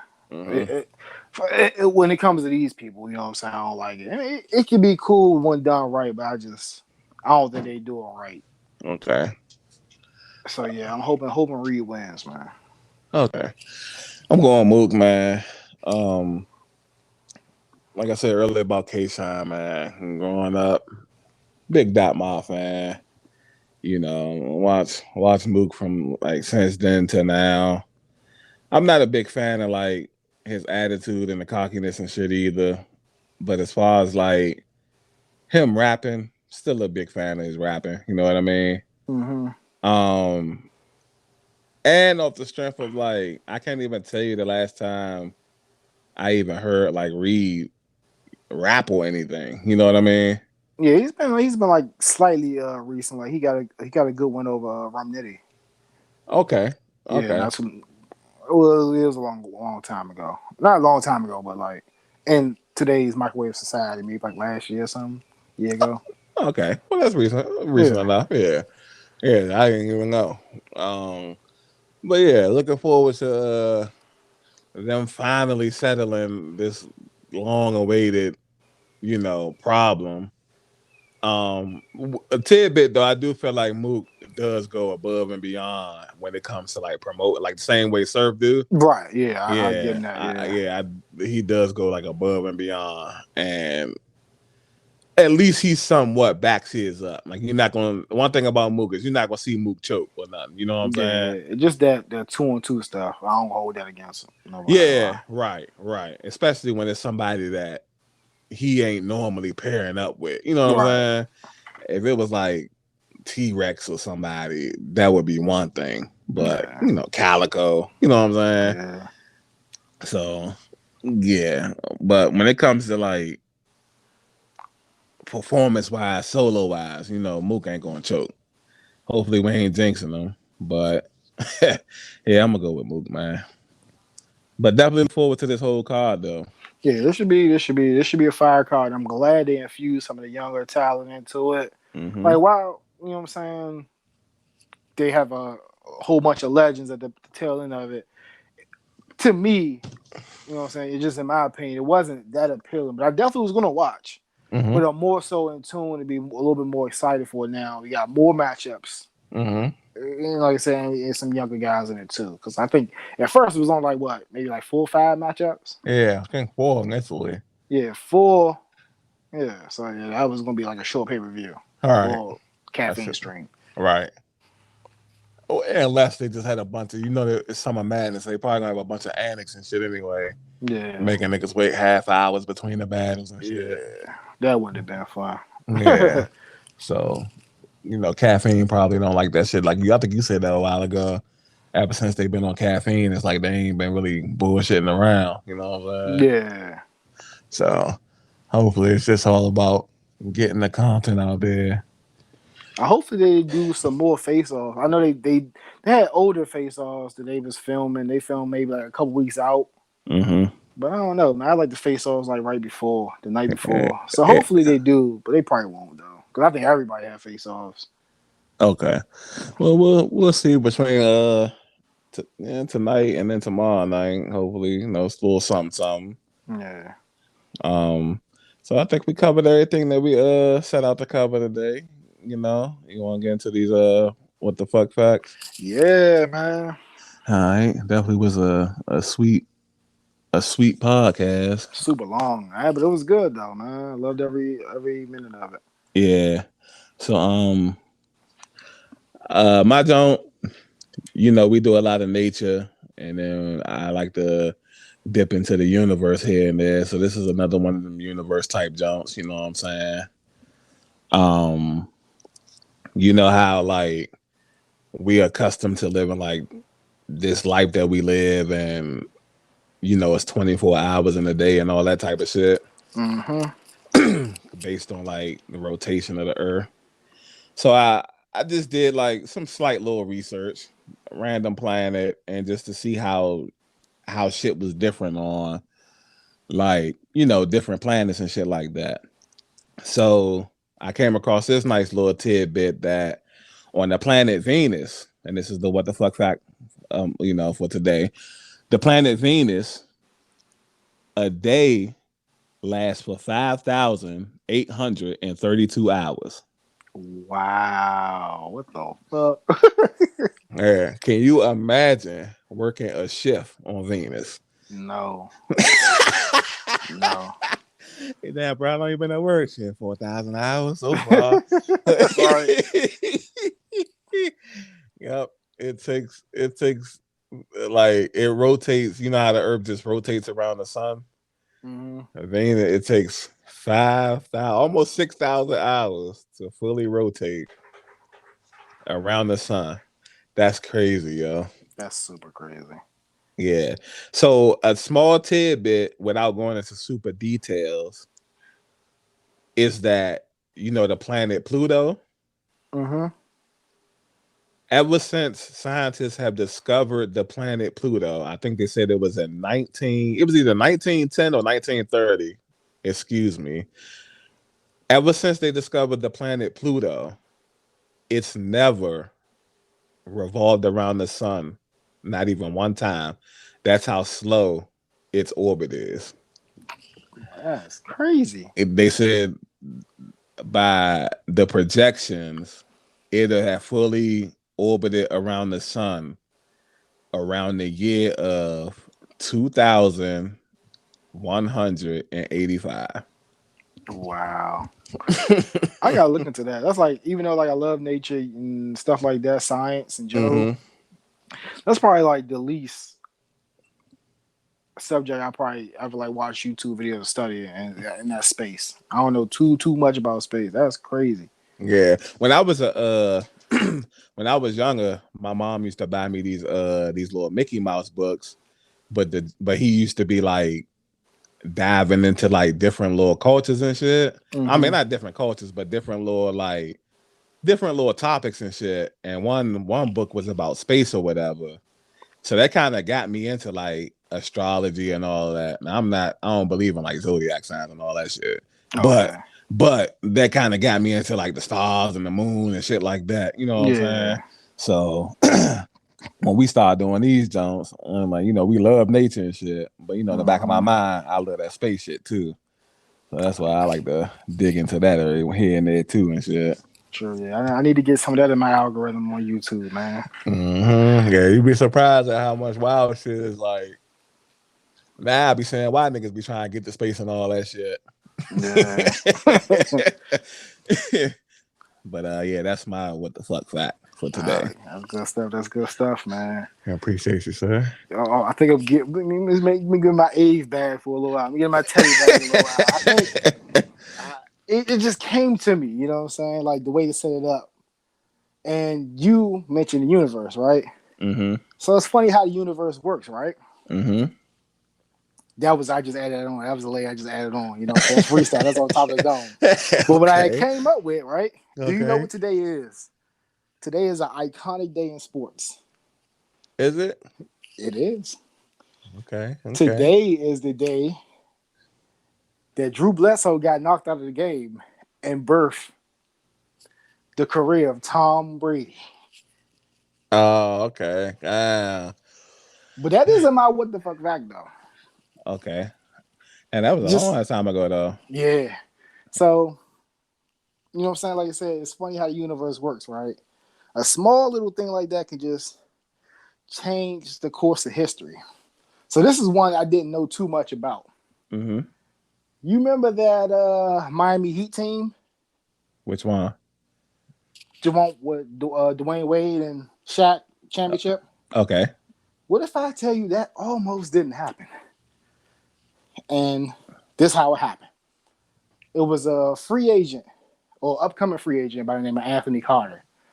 You know what I'm saying? Not like a mid-level point guard, probably lower end. You know what I'm saying? He had a player option Mm-hmm. for four million. He wasn't gonna get that money nowhere else. So it was a no-brainer he was gonna take this player option to get 4 million from the Heat. Mm-hmm. But conveniently, this kind of delve into the conspiracy talk. He told his agent to pick up the option. The agent never did it. And that's where the conspiracy come in. Because some people might think it might have been some cohesion with the team and the agent. Mm-hmm. So he's a free agent. That saves the Miami Heat 4 million. Because they wanted to pick up a star. And that star was Lamar Odom. And you know how that worked. It didn't really work too well in Miami with Mm-hmm. Lamar Odom. So you remember that trade? They traded him for Shaq. All right. You know how that went. Rings for Miami Heat, 2 rings for the Lakers. Mm-hmm. And just imagine how history would have went down if that agent would have filed the paperwork to pick up that player option. Yeah, the agent probably definitely took him under the table money. He He definitely did. And yeah. Niggas probably paid him the 4 million whole too. I was about to say, it's an interview that I know like we think that, you know what I'm saying, Anthony Carter might have got the worst end of the deal. Mm-hmm. But he on an interview said he was still getting paid from that mishap all the way up until last year. So he don't sound like he's too mad about it. You know what I'm saying? The Lakers get 2 championships, the Heat get a championship. And also that, you know what I'm saying, lured LeBron to come down there too. So right. Because so many dominoes could have fall if that didn't happen. You know what I'm saying? Like what would the history have been like? NBA history have been like if that so did blunder didn't so, happen. so did they let Cuz get a ring? Nah. He Uh, ain't get a ring. oh yeah, I mean, we're still getting paid up until last year. I guess that's the next best thing, I Yeah, guess. they ain't see amount, but yeah. Oh, yeah, all right, yeah. You know what I'm saying? We gonna pay you under the table and shit like that. Just don't opt into Yeah. that, don't Slim. Yeah, yeah, that's fine right there. appreciate. I was like, that's crazy. Mm-hmm. Yeah, it's wild. And good old, guess like you said, they'll work out for both teams. Mm-hmm. uh-huh. Cause like how do you look at people like, you know what I'm saying? Like we pride or people pride D Wade to getting that ring before LeBron. Do we Mm-hmm. still look at D Wade the same way if he doesn't get the ring? You know what I'm saying? Yeah, probably not. I mean, like he'd still be respected, but like, you know what I'm saying, that little that ring before like gave him like, oh yeah, he did it without LeBron. He ain't need a super team. Or you know what I'm saying? Even though he had a solid team, the Mm-hmm. quote unquote super team. You know what I'm saying? Right. I don't know if you seen. I was watching this little on NBA TV. They had like this little interview. John Kevin Garnett was interviewing Dwayne Wade or whatever, and he was saying that when it came to like LeBron and them joining Miami, he was saying that a week before they decided to go like to Miami, that him and LeBron was thinking about going to Chicago or whatever. Right. Yeah, but he was like, because Derrick Rose was ball dominant, they felt like it wasn't going to work and shit. Okay. And that's another thing I was remember. I didn't even know about Dwayne Wade was going there, but I knew LeBron was thinking about going to Chicago too. That's why I was like, Yeah, they maybe that said, ring lured him down there more. You know what huh. I'm saying? Yeah, then like But that's a good aspect with what? the D Rose on too. Yeah, because he was saying like, well, at least D Wade was saying like LeBron when he called LeBron, he said LeBron called him and shit and was telling him that he was thinking about going to Chicago and he should come with him or whatever. And then he was questioning like, well, how would that work with Derrick Rose? Because it's like, my player. He's like, I kind of need the ball. You know what I'm saying? And then LeBron was like, yeah, me too. But it's gonna come down to like D Rose willing to like get a ball up. And I don't think they checked in with him because I'm quite sure if they would have checked in with him, he probably would have been with the shits. You know what I'm Yeah, possibly. Yeah, most saying? likely. And then he was like, well, what if he's like, what if I come to Miami and then we just sit down and try to find a big man or whatever. And then he was like, yeah, we could do that because at first they was trying to get Wichicom to go to Miami. Amari Stoudemire. That's what Dwayne. Okay. That's what Dwayne Wade was saying and shit. And then like they were saying when they tried to have like a little meeting with him, he was like in the meeting being all like arrogant and cocky or whatever. So they was like they felt like it wasn't going to work, and they needed somebody more like that was going to be more team oriented. Mm-hmm. And he's like they called Bosh up and like invited the nigga out to dinner and shit like that. And then LeBron was like telling him the plan or whatever. And it was like Boss was like, in shock or whatever. Like, hold on, y'all want to play like together? You know what I'm saying? He's like, yeah. And he like, as soon as he said like all on the same team, all three of us. He's like, yeah. He's like, oh yeah, I'm with it. Whatever y'all need me to do, I'm with it. You know what I'm saying? And then that's how that shit came together. A little shit like them little stories do be sweet like that and shit. Yeah. Definitely need more of that stuff, man. Quick question. Uh-huh. Mm-hmm. Um, you know how the folklore goes. It was alleged that Carmelo Anthony was supposed to be a part of the talks too. Did he touch on that? Uh-uh. Nah, that he did say like that was like later on though. Like that was like a couple of years after they had already got together. Like Oh, okay. I thought. this was Okay. this was around the time when LeBron was about to leave to go back to Cleveland and shit. that's when he was saying like them niggas had like I forgot his terminology, but basically them niggas had low self esteem and shit.